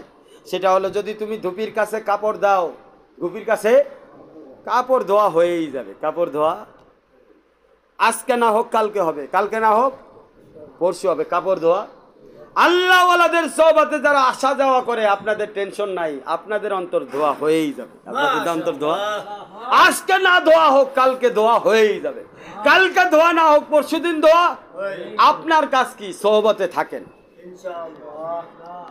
বন্ধুরা আমার, মনে রাখবেন, মজলিসের সোহবতের মঞ্জিল 3টি। মনে রাখতে হবে, ওই সকল মজলিসের সোহবতে আপনি বেশি আসা যাওয়া করবেন যেই সোহবতে গেলে আপনার এলেম বৃদ্ধি পায়, জ্ঞানের পরিধি বৃদ্ধি পায়। কি পায়? জ্ঞান বৃদ্ধি পায়। জ্ঞান বৃদ্ধি পাওয়ার কারণে আমলও বৃদ্ধি পায়। 2 নম্বর বিষয় দেবেন, সেখানে এশক আছে কিনা। কি আছে কিনা?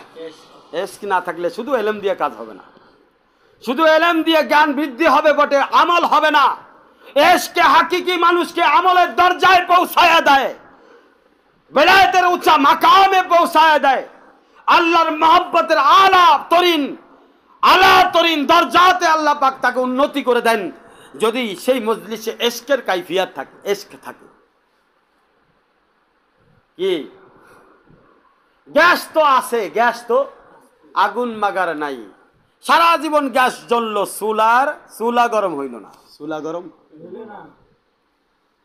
গ্যাস তো আছে মাগার আগুন যে থায় নাই। সারা জীবন চুলা জ্বললো মাগার পাতিল গরম হইল না। কারণ কি? আগুন নাই। কারণ কি? ওই আগুনটাই হলো গ্যাসের এশক। গ্যাসের এশক। ইমানের গ্যাস আছে, আর আল্লাহওয়ালাদের কলবে গ্যাসের সাথে সাথে আল্লাহর মহব্বতের এশক আছে, যার কারণে এখানে যে কোনো পাতিল দেখলে পাতিল বসালেই হেদায়েত পেয়ে যায়। যে কোনো পাতিল বসলেই, পাতিল দ্বারা কি বুঝাইছি? আল্লাহর বান্দা বসলেই কি হয়ে যায়? আশেক হয়ে যায়। আর গ্যাস আছে, সারা জীবন গ্যাস চালাইতেছেন, কিন্তু এখানে আগুনের টাচ নাই। কি নাই? বন্ধু, সারা জীবন গ্যাস জ্বলবে বটে, আগুন পাতিল গরম হবে না। পাতিল গরম, পাতিল যারা গরম করে, যাদের কাছে এশকের মেসেজ আছে, এশকের ম্যাস আছে, এশকের দেশলাই আছে, এশকের কলব আছে, তাদের কাছ থেকে এলেম অর্জন করো। কেন? শুধু গ্যাস পাইবা না, গ্যাসের সাথে ম্যাস লাইটও পাইবা, দেশলাইও পাইবা, গ্যাসের সাথে এশকের কাঠিটাও পাইবা, যাতে দুইটা একসাথে তোমার কলবের মধ্যে আল্লাহর মহব্বতের আগুন জ্বালায় দিতে পারে। কথা সুবহানাল্লাহ বলেন, সুবহানাল্লাহ। কথা কেমন লাগছে? কেমন লাগছে কথা দোস্ত? অনেক দামি কথা। বন্ধু আমার, যুক্তি দিয়ে দিন চলে না, যুক্তি দিয়ে মুক্তি হয় না। আপনারা খালি দলিল চান। ভাই, আপনি যখন জন্মগ্রহণ করছিলেন, আপনার মা কইছে এটা বাপ, তোর বাপ, আর বাবাই কইছে এটা তোর মা সন্তান না দেখেই কি করছে? বিশ্বাস করছে। বাবা মার কাছে দলিল চাইছে? বাবা মার কাছে দলিল চাইছে? যদি বাবা মার কাছে দলিল চাইতো তাহলে কিভাবে দলিল দিতেন? রাস্তা আছে? তাহলে তো বাসর ঘরে নিয়ে দলিল দেন লাগে, তাও তো কায়দা নেই। কেমনে বাসর ঘরে কেমনে দলিল দেখাবেন? সে তো হইছেই যেমনে, সে গোপনে হইছে, দলিল দেখার কোনো কায়দা নেই। কারণ বিশ্বাস গোপনে হয়, এই কারণে বিশ্বাসের ঘর গোপন। এই জন্য বান্দার জন্ম মায়ের পেটে গোপনে হয়। কি হয়? গোপনে হয়। জাহের হয় তার সিফত, গোপনে হয় তার আবিষ্কার। বিশ্বাস এমন এক আবিষ্কার যেটা কলবের ঘরে গোপন থাকবে, জাহের হবে আমল। জাহের কি হবে? আমল দ্বারা বোঝা যাবে তার বিশ্বাস কত মজবুত। কিছু লোক আছে যুক্তি কর, এই জায়গায় আসে বয়ান শোনার জন্য যুক্তি তালাশ করে। যারা যুক্তি তালাশ করে, এই যুক্তির গোষ্ঠীগুলো, যুক্তির হেডকোয়ার্টারের মাস্টার শয়তানের কাছে চলে যাবে। হেডকোয়ার্টারের মাস্টার আল্লাহর সাথে সে যুক্তি নিয়ে বিচার করে, যুক্তি দেখায় আল্লাহরে। কি দেখায়? আল্লাহরে যুক্তি দেখায়। যে তারা সৃষ্টি করছে তারে কি দেখায়? যুক্তি দেখায়। নাউযুবিল্লাহ মিন যালিক। আল্লাহ ওয়ালাদের সোহবতে আসবেন, যুক্তির দরকার নাই। দিনের কাজ করবেন, যুক্তির দরকার নাই। সতর আমলের কাজ করবেন, কোনো যুক্তির দরকার নাই, দলিল চাওয়ার দরকার নাই। বলকে আপনার মেহনতি আপনাকে দলিলের ঊর্ধ্বে বানায়া দিবে। আপনি নিজেই দলিল হয়ে যান, নিজেই কোরআন হয়ে যান, নিজেই রসুলের সুন্নাত হয়ে যান। কারো যেন দলিল চাওয়া আপনার কাছে না লাগে। আপনারা দেখেই যেন বুঝে এই বান্দাই তো চলতি ফলতি কোরআন, চলতি ফিরতি কোরআন। তাকে দেখার পরে দলিল দরকার হয় না। আপনি পরেন শার্ট প্যান্ট, আপনি যখন দাওয়াত দিবেন আরেকজনে তো দলিল চাবেই, কারণ আপনার ভিতরেই তো কোরআন নাই। মন খারাপ করেন কে? আপনি নিজের জায়গায় সহি নাই। সহি মার্কাজ আপনি কিভাবে বুঝাবেন? সহি মার্কাজ বুঝাইতে গেলে, মার্কাজুল হক খুদ্দামউদ্দিন বুঝাইতে গেলে, খানকায়ে এমদাদিয়া বুঝাইতে গেলে আপনাকে সহি হইতে হবে, তা না হলে বুঝাইতে পারবেন না। আপনাকে সহি হইতে হবে। আপনি সহি হবেন না, আর জনে ভুল ধরবেন, ওই আরেকজন আপনার জন্য বসে রয়েছে ভুল ধরার জন্য। আপনি যার ভুল ধরছেন, আপনার বড় বাপ বসে রয়েছে আপনার ভুল ধরার জন্য। দেখবেন না আপনারও ভুল ধরতেছে। যখন আপনার ভুল ধরবে তখন আপনি মনে রাখেন আপনি আরেকজনের ভুল ধরছিলেন, কারণ আপনি নিজে সহি না। মারকাজুল হক খুদ্দামউদ্দিন আপনাদেরকে বেদাত করা শেখায় না, সুন্নতের খেলাফ চলা শেখায় না, কোরআনের বিরোধিতা শেখায় না। মারকাজুল হক খুদ্দামউদ্দিন খানকায়ে এমদাদিয়া হলো সত্যের প্রতীক, কোরআনের নমুনা, সুন্নতে রাসূলের এক নিশানা। এই জায়গায় যারা আসে এই নিশানা ছাড়া এখানে টিকতে পারে না। এই কারণেই এই জায়গায় যে টিকে যাবে সে ইনশাআল্লাহ তারে আল্লাহ অবশ্যই ভালোবাসে। তা না ছাড়া আপনি যদি না মানেন, আপনি টিকা দেখান।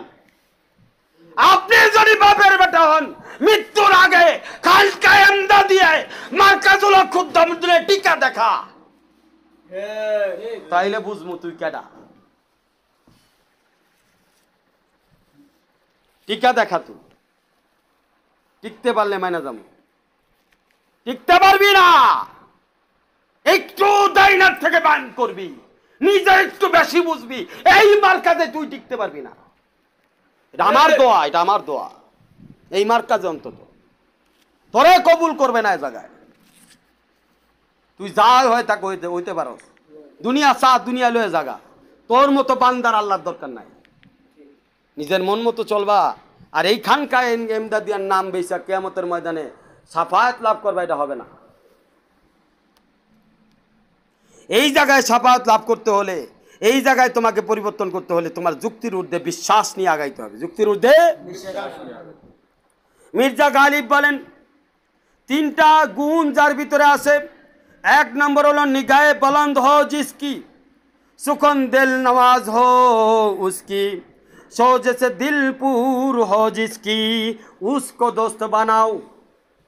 গালিব বহুত বড় শায়ের ছিল। উনি বলেন যার নজর অনেক উপরে, যার নজর অনেক উপরে, এবং যার দিল হচ্ছে ধনী, যার ব্যবহার মিষ্টি, যার ব্যবহার শুধু মিষ্টি হলে চলবে না, যার ব্যবহারের সাথে তার অন্তরে আল্লাহর ইশকের নূর ভরপুর, দরিয়ার তুফানের মতো যার ভিতরে খেলা করে, এই বান্দাকে তুমি তোমার দোস্ত বানাও। হযরত আলী রাদিয়াল্লাহু তাআলা আনহু বলেন, ফাসিক ফাজরকে দোস্ত বানায়ও না, কারণ সে তার বদ আমলকে সঠিক আমল বানাইয়া তোমার সাথে অহংকারে লিপ্ত হয়ে যাবে। বুঝো নাই? অর্থাৎ যে ফাসিক, যে ফাজের, সে করতেছে খারাপ কাজ। কি করতেছে? এক বলবে এটাই ভালো কাজ, এটাই কি, আর তোমার সাথে তুমি যখন বুঝাইতে যাইবা তখন তোমার অহংকার দেখাবে। কি দেখাবে? অহংকার দেখাবে। এই জন্যে তার খারাপ আমলকে সে অহংকারের মাধ্যমে সে নেক আমল বানানোর চেষ্টা করবে। এই লোকের কথা মানা যাবে না, এই লোককে বন্ধু বানানো যাবে না। 2 নম্বর কি? 2 নম্বর হলো যে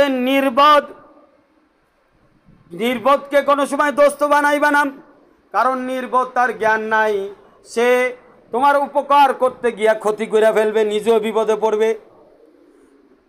যেমন একটা ভাল্লুক আর মাছির ঘটনা বলি। ভাল্লুক মাছি, তো এক দোস্ত ভাল্লুক পালে। কি পালে? এই দোস্তর ভাল্লুকের সাথে খুব বন্ধুত্ব, ওরে দায়িত্ব দিছে আমি ঘুমাইলে মাছি তাড়াইবা। কি তাড়াইবা? ঘুমাইলে। এইবার ভাল্লুকে করছে কি, যে ঘুমায় মাছি আইলেই মাছি তাড়ায়। মাছি আইলেই, আমার মাছি যদি বৈশা থাকে এমনি হাত দিয়া এমনি এমনি মারলে কি হয়? ঘুম চলে যায়, মানে মাছি উড়ে চলে যায়। তো একবার এক মাছিও এর সাথে লাগছে, শালার ভাল্লুক তুই বারে বারে আমার তাড়াই দেস, এইবার আমি দেখবো তোর বন্ধুর মুখের উপরে বারবার বসবো, তুই এবার কি করিস দেখ। এইবার ভাল্লুকে মাছি তাড়ায়, মাছি আবার ঘুরে পুরে বন্ধুর মুখের উপরে বসে, একবার নাকের ডগায় বসে, একবার কপালে বসে। আবার মাছি তাড়ায় একবার মুখের বুতে বসে, কপালে বসে, নাকের ডালায় বসে।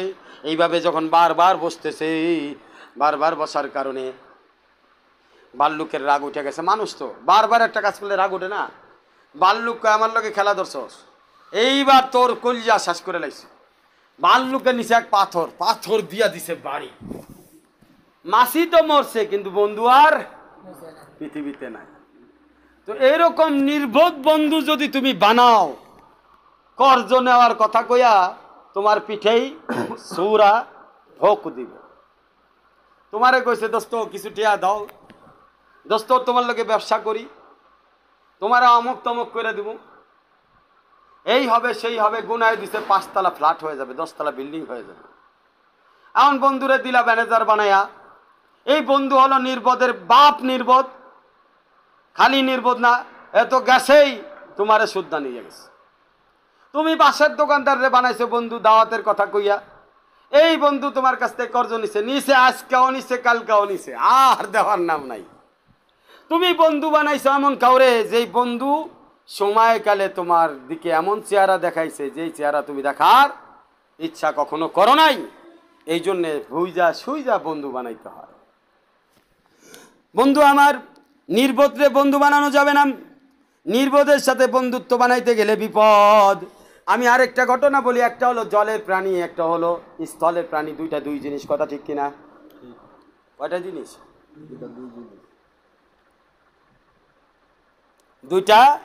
দুই জিনিস। পানির যে প্রাণী, এদের চলাফেরা উঠা বসা কি স্থলের প্রাণীদের মতো? স্থলের প্রাণীরা যা খায় পানি প্রাণী তা খায়। বন্ধুত্ব বানাইলে কি হবে? এইবার বন্ধুত্ব বানাইছে সাপ আর ব্যাঙে, বন্ধু করছে, বন্ধুত্ব বানাইছে সাপ আর ব্যাঙে বন্ধুত্ব।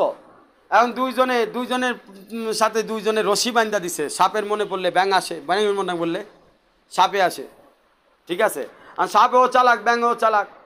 ব্যাঙে সাপে বন্ধুত্ব বানাইছে, একটা ডিট হয়েছে, ফাইনাল ডিট হয় না? বন্ধুত্ব করার আগে তো একটা কিছু ডিট হয়, যে এইভাবে তোমার আমার বন্ধুত্ব থাকবে। তো ডিট হয়েছে যে আমি অন্য ব্যাঙ খামু, তুই বাইসা যাবি। ঠিক আছে? তো ব্যাঙও চিন্তা করছে আমি পানির মধ্যে থাকি, আমি যদি বাইসা যাই তো কোনো সমস্যা নাই, বাকি ব্যাঙ খায় বেলাক। তো এই ডিটে সাপের সাথে বন্ধুত্ব প্লাস রশি বান্ধা দিছে, যাতে সিগন্যাল হইলে ফোন কল দিলেই ব্যাঙেও চলে আসে, ওর সাথে আরো কয়টা ব্যাঙ আসে, ও খাবে। এইভাবে বন্ধুত্ব চলতেছে। ভাই কি চলতেছে? বন্ধুত্ব চলতেছে। একবার সাপে আইছে, সিগন্যাল দিছে, ফোন কল দিছে, লেজ লড়াইছে, লেজের সাথে রশি বান্ধা আছে, ব্যাঙের পায়ের সাথে লেজ লড়ানোর সাথে সাথে কল চলে গেছে কার কাছে? ব্যাঙের ঠ্যাঙের কাছে। ব্যাঙের ঠ্যাঙে কল পাওয়ার সাথে সাথে ব্যাঙে টের পেয়ে গেছে। ব্যাঙ যখন পানির থেকে বের হয়ে আইছে, এই মধ্যে সাপেও দুইজনে খুব গল্প সল্প করে আবার চলে যায়। তো একবার এমন হয়েছে, সাপ যখন বের হইছে, ব্যাঙে যখন সিগন্যাল দিছে, এর মধ্যে চিলে দেখছে। সাপ আর ব্যাঙে খুব সুন্দরভাবে কথা কয়। চিল্লের ক্ষুধার্ত পেট চিন্তা করছে, এরকম লম্বা সাপ অনেকদিন খাই নাই, এত বড় সাপ অনেকদিন খাইনি, আজকে মন ভরে খাবো। দিছে এক সবল, নিয়ে গেছে সাপ টান দিয়া। আর ব্যাঙে কি আর সেভ আছে? ব্যাঙে দিছে দৌড় পানির মধ্যে। এখন কিছুক্ষণ পরে দেখে পানির থেকে ব্যাঙে উপরের দিকে উঠতেছে। কারণটা কি? ব্যাঙে চিন্তা করে আর খুঁজা পায় না, কারণ কি? আমি উপরে উঠি গা, আমি তো পানির মধ্যে চলে গেছি। পরে অনেক চিন্তা ভাবনা করে দেখছে, আহারে সিগন্যাল তো পায়ের মধ্যে বান্ধা। বিপদের সিগন্যাল কোথায় বান্ধা? কিসের সিগন্যাল? কিসের বিপদ? বন্ধুত্বের বিপজ্জনক অবস্থা। সিগন্যাল কোথায়? ওই বন্ধু, খারাপ বন্ধুর সাথে উঠবা, খারাপ হইলেও তো তোমার সিগন্যাল নিতে হবে। এই জন্যে আল্লাহ রসুল বলছে, তুমি খারাপ বন্ধুকে নিজের বন্ধু বানাও না, কারণ খারাপ বন্ধুকে নিজের বন্ধু যদি বানাও, ওই খারাপ বন্ধুর দ্বারা তোমার পরিচয় হয়ে যাবে। তোমার পরিচয় বোঝো নাই? মদ খোর, গাঁজা খোর, ফেন্সিডিল খোর, আফিফ খোর, বেনামাজির সাথে তুমি উঠা বসা করলে তোমারও মানুষ বেনামাজি বলবে। মুখে দাঁড়িয়ে আছে, তাতে কি হয়েছে? তুমি মানুষ এমনের সাথে বন্ধুত্ব বানাইছো যারা নামাজ পড়ে না, আল্লাহর হুকুম মানে না, তোমারও তাদের সাথে গণনা করা হবে। সুতরাং খারাপ বন্ধুর মধ্যে ফায়দা বলতে কোনো কিছু নাই। দেখো এবার চিলে যখন টান মারছে সাপরে, সিগন্যাল তো ব্যাঙের পায়ের মধ্যে চলে গেছে। এখন ব্যাঙেও পাও শুদ্ধা উপরের দিক যায়। কিছুক্ষণ পরে দেখে পানি আর নাই, আসমানের দিক। এবার যখন আসমানের দিক তাকাইছে, দেখে আমার পায়ের সাথে সিগন্যাল যে সাপরে ধরার কারণে আমিও ধরা খাইয়া গেছি। বন্ধুরা আমার, গুনাহ হচ্ছে, নফসের গুনাহ হচ্ছে এমন এক সাপ, এই সাপটারে তুমি কোনো রকম বন্ধু বানায়ও না। খারাপ বন্ধুদের সাথে বন্ধুত্ব বানাইলে, খারাপ বন্ধুদের সাথে বন্ধুত্ব বানানো যা নফসের সাথে, খারাপ নফসের সাথে বন্ধুত্ব বানানো একই কথা, বুঝো নাই? খারাপ লোকদের সাথে বন্ধুত্ব করা যা, খারাপ নফসের সাথে নিজের খারাপ নফসের কথা শোনাও তা। এই জন্য বলা হয়েছে, খারাপ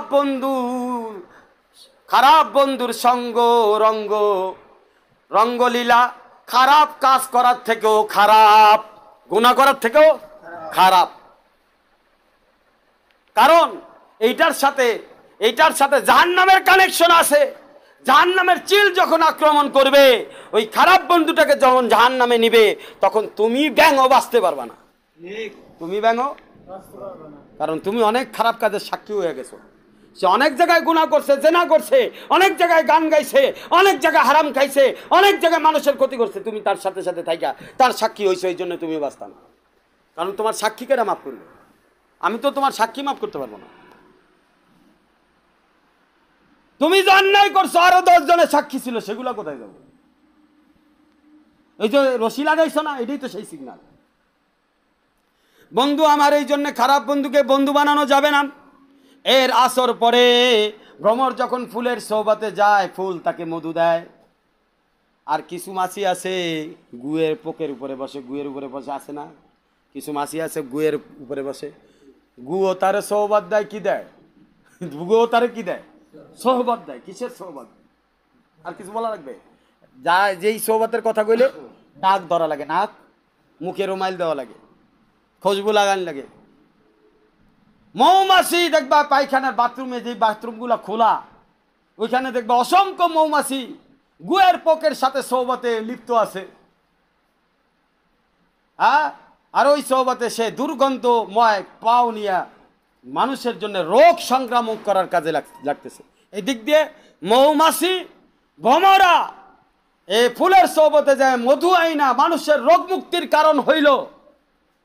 আর এদিকে গুয়ের মাছি পায়খানার সোহবতে যাইয়া মানুষের রোগ সংক্রামক করার জন্য, রোগ বানানোর কারণ হয়ে গেল। তাহলে দুই জায়গায় রোগ, এক জায়গায় রোগ সারে, আরেক জায়গায় রোগ হয়। এখন তুমি যেই সোহবতে যাইবা, তুমি নির্বাচন আগে করো যে ওই জায়গায় গেলে তোমার রোগ সারবে না রোগ হবে। রোগ সারবে না রোগ হবে, সেইটা চিন্তা কইরা তুমি সওবাত ইখতিয়ার করো। বন্ধু আমার মনে রাখবেন, শেখ সাদি রহমাতুল্লাহ আলাইহি আগের জামানায় গোসল করতে যখন গেছিল, হ্যাঁ খেয়াল করেন কথা শেষ পর্যায়ে, তো গোসল করতো আগের মানুষ তো এরকম সাবান ছিল না, মাটি দিয়া ডলে ডলে গোসল করতো নদীর মধ্যে, কথা ঠিক কিনা? আগেরকার মা বাবারা করছে, আমিও মনে হয় ছোটোকালে করছি ওনাগোটা দেখা, এত সাবান ছিল না। তো একবার শেখ সাদি রহমতুল্লাহ একটু মাটি নিলেন, মাটির ঘ্রাণ দেখে সুঘ্রাণ। শেখ সাদি মাটিরে জিজ্ঞেস করে, ও মাটি তুমি এত ঘ্রাণময় কেমন হইলা? তো ওই মাটি উচ্চারণ দিচ্ছে, উত্তর দিতেছে যে আমি আসলে আমার ভিতরে কোনো ঘ্রাণ নাই, আমি হলো ফুলের বাগানে ফুলের সওবাতে ছিলাম, কিছুদিন ফুলের সাথে থাকার কারণে ফুলের খুশবুর যে প্রভাবটা আমার মাটির ভিতরে এসে গেছে, এই জন্য আমি ঘ্রাণময় হয়ে গেছি। আল্লাহওয়ালাদের সওবাতে আসলে, আল্লাহওয়ালাদের সাথে থাকলে সেই বান্দাও ঘ্রাণময় হয়ে যায়। দোকাই বলো না যে তুমি আল্লাহওয়ালা হয়ে গেছো। ঘ্রাণময় হওয়া এক জিনিস, আল্লাহওয়ালা এক হওয়া আরেক জিনিস। ঘ্রাণ ধৈর্য রাখতে পারলে আল্লাহওয়ালা হবে, না পারলে আল্লাহওয়ালা থেকে বাতিল হয়ে যাবে। ঘ্রাণওয়ালা হয়েছেন আল্লাহওয়ালাদের সওবাতে আইসা, কিন্তু এই ঘ্রাণটা আপনাকে বাকি রাখতে হবে, ধরে রাখতে হবে বন্ধু।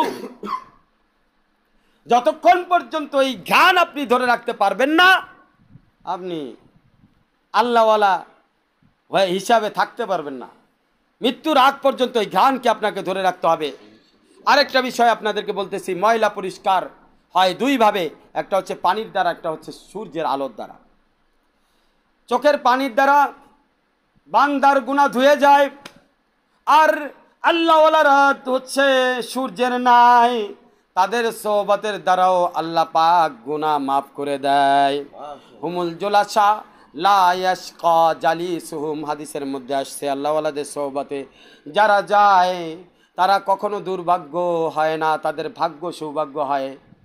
এর তাফসীর আল্লামা আলুসি সৈয়দ মোহাম্মদ বাগদাদি তাফসীরে রুহুল মানিতে লিখেছেন, ফিহি ইশারাতুন ইলাহু বাশারাতিন হুসনুল খাতেমা, এই জায়গায় খাওয়াতিম মানে তোমার শেষটা যাতে ভালো হয় সেটার ইশারা দেওয়া হয়েছে। অর্থাৎ আল্লাহওয়ালাদের সওবাতে থাকলে ওই বান্দার শেষ ভালো হয়। বন্ধুরা আমার, কোরআনের মধ্যে আমরা জানি সব কিছুর কাজ আল্লাহ পাক নিয়ত করতে বলেছেন, আর হাদিসের মধ্যে আসছে ইন্নামাল আমালু বিন্নিয়াত, প্রত্যেকটা আমল নিয়তের উপর নির্ভর করে। আরেকটি হাদিস আছে ইন্নামাল আমালু বিল খাওয়াতিম, প্রত্যেকটা আমল তার সমাপ্তির উপরে নির্ভর করে। কিসের উপরে? আপনারা অনেকে আসেন শেষ পর্যন্ত থাকেন না, এই জন্য অনেকে সওবাতের নূর পান না। আসেন বটে, কিন্তু দোয়া জিকির শেষ করে তারপরে যেতে হবে। কানকায় প্রতিদিন যখন আসেন তখন আপনারা আপনাদের পুরো আমল করে তারপরে যাবেন, ইনশাল্লাহ দেখবেন অন্তরে আল্লাহর মহব্বত বুঝতে পারবেন। আপনার দিন রাত পরিবর্তন হয়ে যাবে, দুনিয়া পরিবর্তন হবে, আখিরাতও পরিবর্তন হবে। দুনিয়ার যে কোনো বিপদ আপদ থাকলেও দূর করে দিবেন আল্লাহ পাক, যদি আপনার বিশ্বাস থাকে। এটা কলবের বিষয়, এটা কলবের বিষয়। আপনার বিশ্বাসের জায়গা যত মজবুত থাকবে ততই আপনি আমলের মধ্যে থাকতে পারবেন। আরেকটি হাদিস বলে, নিশ্চয়ই বান্দার ইন্নামাল আমালু বিল খাওয়াতিম, ইন্নামাল আমালু বিন নিয়ত, তোমার শুরু তো নিয়ত ঠিক ছিল কিন্তু শেষ নিয়ত ভালো না। শেষ নিয়ত, শেষ পর্যন্ত তুমি টিকতে পারো নাই। শুরুর নাম্বার পাইলে কি হবে, শেষে গোল দিতে পারো নাই, অর্থাৎ এই জার্সি বাদ, এই জার্সি বাদ। অর্থাৎ আল্লাহ পাক শিখাই দিলেন, যখন কোনো বান্দা আল্লাহ রসুলের মাধ্যমে বলে দিলেন, যখন কোনো বান্দা বান্দার সাথে দেখা। আলহামদুলিল্লাহ, আর কিছু কথা বাকি ছিল, সেটা হলো আমি আজকে আলোচনা শুরুতে বলছিলাম কিছু কিছু সব নবী আম্বিয়া আলাইহিস সালাতু ওয়াস সালামের কথা আল্লাহ পাক শুনছে, কিন্তু কয়েকজন নবীর কথা আল্লাহ শুনে নাই। তার মধ্যে বিশেষভাবে নবী হযরতে জাকারিয়া আলাইহিস সালাতু ওয়াস সালাম, উনি যখন উম্মতের দাওয়াত না দেওয়ার কারণে উম্মত মানে নাই, এবং এই কারণে উনি যখন উম্মত থেকে পলায়ন করলো, তো উম্মত থেকে দাওয়াতের ময়দান থেকে ভাগা নিষেধ। যুদ্ধের ময়দান আর দাওয়াতের ময়দান, এই দুই ময়দানের থেকে ভাগলে আল্লাহ পাক তাকে কঠিন শাস্তি দান করে। জানা বোঝার পরে, জ্ঞান হওয়ার পরে দাওয়াতের ময়দান এবং যুদ্ধের ময়দান, এই দুই ময়দান থেকে ততক্ষণ পর্যন্ত সরে আসা যাবে না যতক্ষণ পর্যন্ত না ওই যুদ্ধের একটা ফয়সালা, দাওয়াতের একটা ফয়সালা না আসে। হযরত জাকারিয়া আলাইহিস সালাতু ওয়াস সালাম দাওয়াতের ময়দান থেকে যখন চলে যাচ্ছিলেন তখন গাছের কাছে সাহায্য চাইছে। উম্মতেরা ওনার পিছনে ওনাকে আক্রমণ করার জন্য যখন উদ্যত হইল, ওনাকে দাবড় দিল, ধরার জন্য চেষ্টা করলো, যাকে গাছের কাছে আশ্রয় চাইল, তখন শয়তানে মানুষ রূপ ধইরা উম্মতকে দেখাই দিলেন যে এই গাছের মধ্যে পলাইছে। তখন করাত দিয়ে ফাড়া শুরু করছে গাছ। তখন জাকারিয়া আলাইহিস সালাম আল্লাহর কাছে বলছে, তখন আল্লাহ পাক বলছে, তুমি শিরিক করছো কেন, গাছের কাছে কেন চাইলে? যেহেতু তুমি আমার নবী, তো নবীরা আসলে ভুল করে না। নবীদের কিছু ঘটনা আল্লাহ পাক উম্মতকে শেখানোর জন্য ঘটাইছেন, যাতে আমরা ওইটা দেখে শিখতে পারি, বুঝতে পারি। তো আল্লাহ পাক বলল, তোমাকে দুই ভাগ করে দেওয়া হবে, একবার ও শব্দ করবেন না, করলে নবীর দপ্তর থেকে নাম কেটে দেওয়া। জাকারিয়া আলাইহিস সালাম দুই ভাগ হয়ে গেলেন, কিন্তু ও শব্দ করেননি। আরেকটা ঘটনা আছে, আল্লাহ পাক নিজে হযরত মুহাম্মদ সাল্লাল্লাহু আলাইহি সাল্লামকে বললেন যে আপনি মাছওয়ালার মতো হবেন না। আসাবুল হুত, মাছওয়ালা কে ছিলেন? হযরত ইউনুস আলাইহিস সালাতু ওয়াস সালাম। আপনি এবং আপনার উম্মত যেন মাছওয়ালাদের মতো না হয়। হযরত ইউনুস আলাইহিস সালাম তার উম্মতকে দাওয়াত দিচ্ছিলেন, কোনোভাবেই উম্মত দাওয়াত গ্রহণ করে নাই। পরে ইউনুস আলাইহিস সালাম আল্লাহর কাছে বদদুয়া করলেন যে আল্লাহ, এই উম্মত ধ্বংস করে দাও। হযরত নূহ আলাইহিস সালামের মতো হযরত ইউনুস আলাইহিস সালাম বদদুয়া করলেন, এই উম্মত ধ্বংস করে দাও, এরা আপনার কথা মানবে না, সমূলে নিশ্চিত করে দাও। এই কথা কয়া ইউনুস আলাইহিস সালাম রওনা দিলেন। রওনা দিয়ে নৌকায় উঠলেন। এদিক দিয়ে তার উম্মতরা যখন দেখলেন যে ইউনুস আলাইহিস সালাম বদদুয়া করছে, কাম সারছে, উম্মতরা তাড়াতাড়ি তওবা করে আল্লাহর কাছে কান্নাকাটি করে সব ইউনুস আলাইহিস সালামের কথা মেনে নিছে। ঘটনা ইউনুস আলাইহিস সালাম আবার জানে না, কারণ ইউনুস আলাইহিস সালাম বদদুয়া করে হইতে সরে গেছে। কারণ ইউনুস আলাইহিস সালাম নগদ বদদুয়া করছে, নগদ, যে এখনই ধ্বংস করে দাও। আপনারা তো জানেন যে দিনের পথে দায়ীদের কথা আল্লাহ পাক শুনে। দিনের পথে আমরা বৃষ্টির দোয়া করছিলাম, আল্লাহ দোয়া কবুল করছে। তো আমরা দোয়া করলে আল্লাহ পাক দোয়া শুনে। নবীদের দোয়া তো আরও কঠিন, সাথে সাথে কাজ হয়।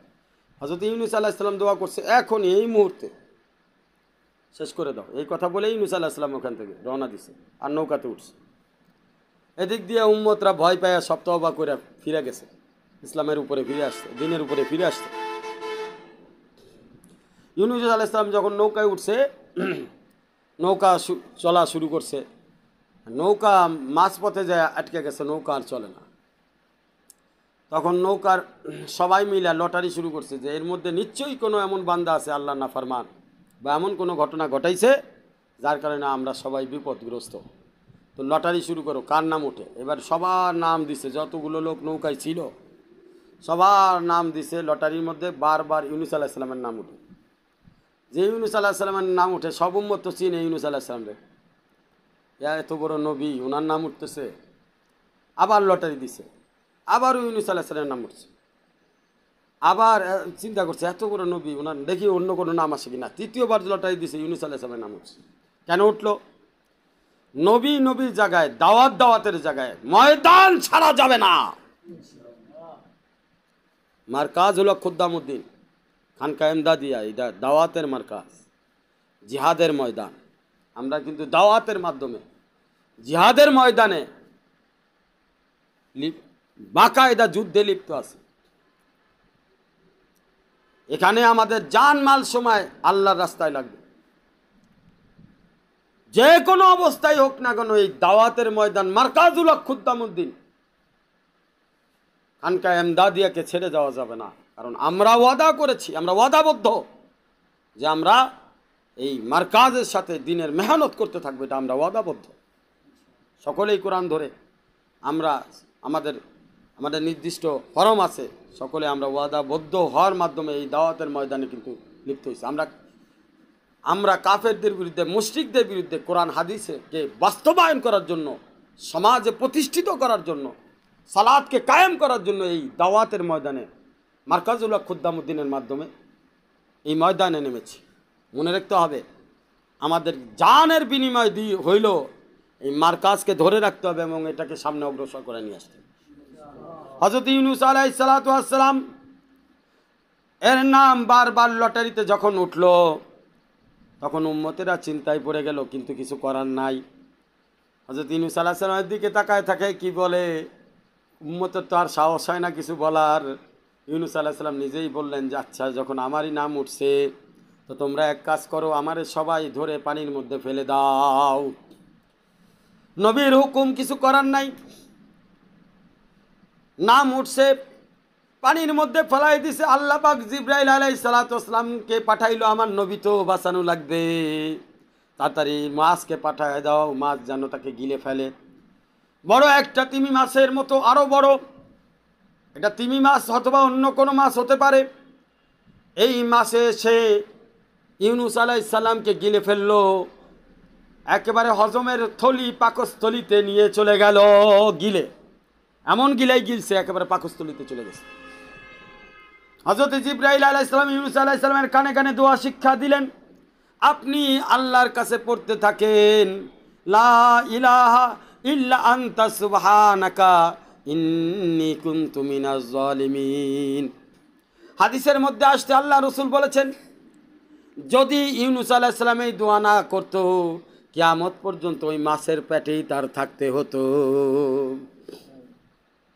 ইউনূস আলাইহিস সালাম নবী ছিলেন, এই জন্যে উনি বুঝতে পেরেছেন উনি দাওয়াতের ময়দান থেকে এভাবে চলে আসা ওনার ঠিক হয় নাই।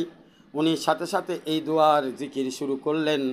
দোয়া করতে করতে এমন অবস্থা হলো, আল্লাহ পাক কয়েক মাস পরে এই ইউনূস আলাইহিস সালাম এর ব্যাপারে বলা হয়, বিভিন্ন মতামত আছে, কেউ বলে 6 মাস, কেউ বলে 4 মাস ছিল। তো ওই মাছের পেটে বসে যখন আল্লাহর জিকির করতেছিল, মাছের কি আর ক্ষমতা আছে? মাছে ছটফট শুরু করছে, ছটফট করতে করতে এক অবস্থায় মাছে বমি করে একটা ময়দানের মধ্যে, বালুময় এক ময়দানের মধ্যে ইউনূস আলাইহিস সালামকে বমি করে ফেলে দিছে। তখন আল্লাহ পাক জিবরাইল আলাইহিস সালামকে বললেন, ওখানে কদু গাছ, লাউ গাছ লাগাও। ওইখানে আল্লাহ পাকের হুকুমে জিবরাইল আলাইহিস সালাম লাউ গাছ লাগাই দিলেন। এখান থেকে লাউ আসা শুরু করলো। আমরা যে লাউ খাই সেটা ইউনূস আলাইহিস সালামের বরকতে আইছে। লাউ খাওয়া সুন্নত, আল্লাহ রসুল খাইতেন। ইউনূস আলাইহিস সালাম ওই কাঁচা লাউ, কাঁচা পাতা, লাউয়ের পাতা খাইলেন। এর দ্বারা বোঝা যায় কাঁচা লাউ, কাঁচা পাতা খাওয়া যায়। এটা খাওয়ার দ্বারা অনেক উপকার হয়। ইউনূস আলাইহিস সালাম অনেক দুর্বল ছিলেন, মাছের পেটে থাকতে থাকতে একটা জিনিস পানির তলে, তারপরে আমার মাছের তলে শ্যাতলার মতো হয়ে গেছে, ফ্যাকাশে হয়ে গেছে, দুর্বল হয়ে গেছে, একবার ছোট শিশুর মতো। ওই লাউ আর লাউয়ের গাছের পাতা খাইয়া ইউনূস আলাইহিস সালাম আবার পুনরায় আগের মতো হয়ে গেলেন। তারপরে ইউনূস আলাইহিস সালাম পুনরায় আবার কওমের কাছে ফিরে গিয়ে দাওয়াতের কাজ শুরু করে দিলেন। এই জন্যে নূহ আলাইহিস সালাম যখন দাওয়াত দিত, পাথর দিয়ে ঢেকে দেওয়া হইতো, তার উম্মতটা পাথর মারত। তারপরে জিবরাইল আলাইহিস সালাম পাথর সরাই দেওয়ার পরে ইউনূস আলাইহিস সালাম, হযরত নূহ আলাইহিস সালামের ঘটনা বলতেছিলাম। নূহ আলাইহিস সালাম যখন দাওয়াত দিত, 950 বছর দাওয়াত দিয়েছিলেন।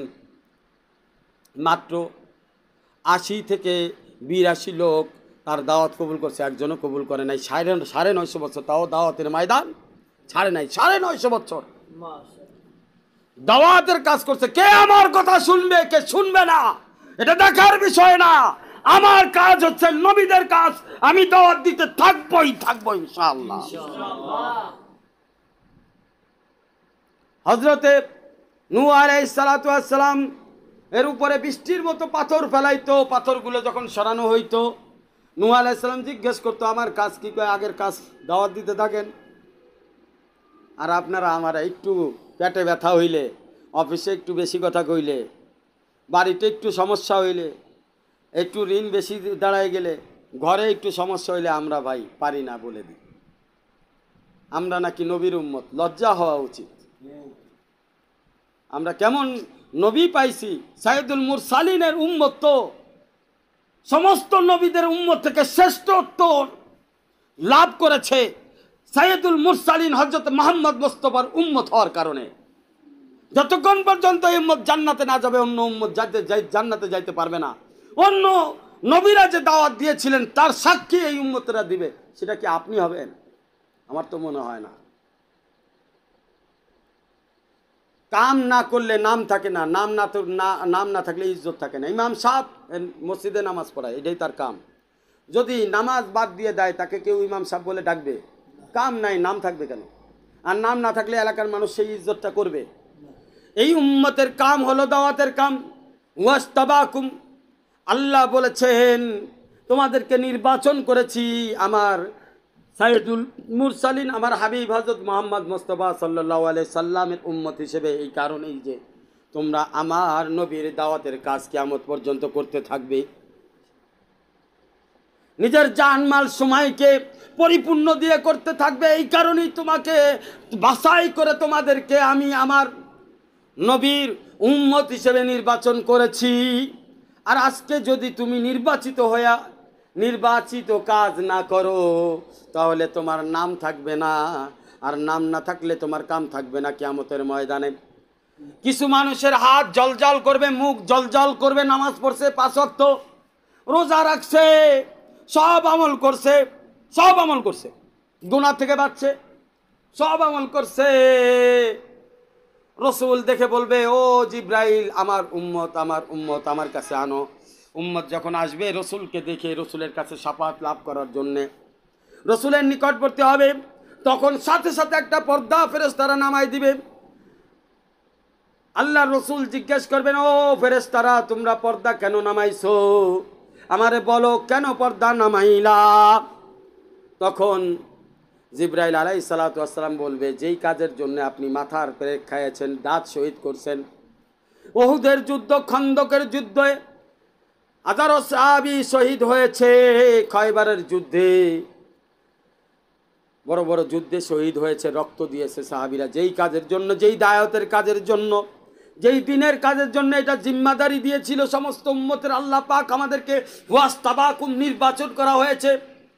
এই কথা বলে জিম্মাদারি দেওয়া হয়েছে, ওয়ালতাকুম মিনকুম উম্মাতু ইয়াদউনা ইলাল খায়রি ওয়া ইয়া'মুরুনা বিল মা'রুফ ওয়া তানহাউনা আনিল মুনকার ওয়া তু'মিনুনা বিল্লাহ। আল্লাহ পাক কোরআনের মধ্যে বলেন, তোমাদের মধ্যে এমন একটা জামাত সব সময় যেন থাকে, তারা দিনের কাজ করবে, মানুষকে দিনের পথে ডাকবে, অসৎ কাজ থেকে নিষেধ করবে, নেক আমলের কথা বলবে। আর এরাই হচ্ছে সফলকাম জামাত। আল্লাহ নিজে বললেন, কুনতুম খায়রা উম্মাতিন, তোমরা সব থেকে শ্রেষ্ঠতম উম্মত, উখরিজাতিল নাস, তোমাদেরকে নির্বাচন করাই হয়েছে মানুষকে দিনের পথে আহ্বান করার জন্য। মানুষকে দাওয়াত দিবা, সৎ কাজের আদেশ করবা, অসৎ কাজ থেকে নিষেধ করবা। উখরিজাতিল নাসের অর্থ এইটা, উখরিজাতিল নাস তা'মুরুনা বিল মা'রুফ ওয়া তানহাউনা আনিল মুনকার, তোমরা সৎ কাজের আদেশ দিবা, অসৎ কাজের নিষেধ করবা। তোমাদের কাজ হলো এইটা, এই কাজের জন্য তোমাদের নির্বাচন করা হয়েছে। আরেক জায়গায় আল্লাহ বলেছেন যে তাদের কথার থেকে কার কথা উত্তম হতে পারে? যে মানুষকে দিনের পথে আহ্বান করে আর বলে আমি সাধারণ মুসলমানদের মধ্যে একজন। এই কথার দ্বারা, আল্লাহ পাকের এই আলোচনার দ্বারা, কোরআনের আয়াত দ্বারা বোঝা যায় আমাদেরকে আল্লাহ দাওয়াতের কাজের জন্য নির্বাচন করেছে, যেই কাজগুলো নবী আলাইহিস সালাতু ওয়াস সালাম করতো। অতএব দাওয়াতের ময়দান থেকে পিছনে সরা যাবে না। আর এই কারণেই আমাদেরকে খায়রা উম্মত বলেছে, সব থেকে দামি উম্মত বলেছে। যদি আমরা এর থেকে সরে যাই, দামি উম্মত থাকা যাবে না। জিব্রাইল আলাইহিস সালামকে আল্লাহ রসুল জিজ্ঞেস করবে, ইয়া রাসূলুল্লাহ, জিব্রাইল আলাইহিস সালাম আল্লাহ রসুলকে বলবে, ইয়া রাসূলুল্লাহ, যেই কাজের জন্য আপনি এত কষ্ট করেছেন, আপনার সাহাবীরা কষ্ট করেছে, এইটা খালি নিজে নামাজ পড়ছে, রোজা রাখছে, নিজে জিকির করছে, মানুষ সেদিনের পথে দাওয়াত দেয় নাই। মার্কাজুল খুদ্দামউদ্দিন, খানকা এমদাদিয়া, নিজেরাও দাওয়াতের কাজ করবে, অপরকেও দাওয়াতের কাজ করতে হবে, নিজেরাও আল্লাহ ওয়ালা হবে, আল্লাহর বান্দাদেরকে আল্লাহ ওয়ালা বানাবে। এটা হচ্ছে এই মার্কাজের উসুল। এই উসুল হচ্ছে নবীদের উসুল, আল্লাহর উসুল। আল্লাহ বান্দার কাছ থেকে এটাই চায়। যখন জিব্রাইল আলাইহিস সালাম আল্লাহর রসুলকে কিয়ামতের ময়দানে এই কথা বলবে, তখন আল্লাহর রসুল বলবে, সোহকান, দূর হয়ে যাও, তুমি আর আমার উম্মত না। নামাজ পড়ার পরেও, রোজা রাখার পরেও, জিকির করার পরেও কিয়ামতের ময়দানে উম্মত রিজেক্ট হয়ে যাবে, বাতিল হয়ে যাবে। কোন কারণে? একমাত্র দাওয়াতের কাছ থেকে ফিরে গেছে। বন্ধুরা আমার, কাঁচা বাইন্দা নেন, মাজায় গামছা বান্ধেন, মাথায় পাগড়ি বান্ধেন, হয় জান থাকবে নাইলে দিন থাকবে। যতদিন জান আছে, একটা জান নয়, কোটি কোটি জান যদি আল্লাহ দান করে, এই প্রত্যেকটা জান আল্লাহর দিনের কাজে ফেদা করে দেবেন।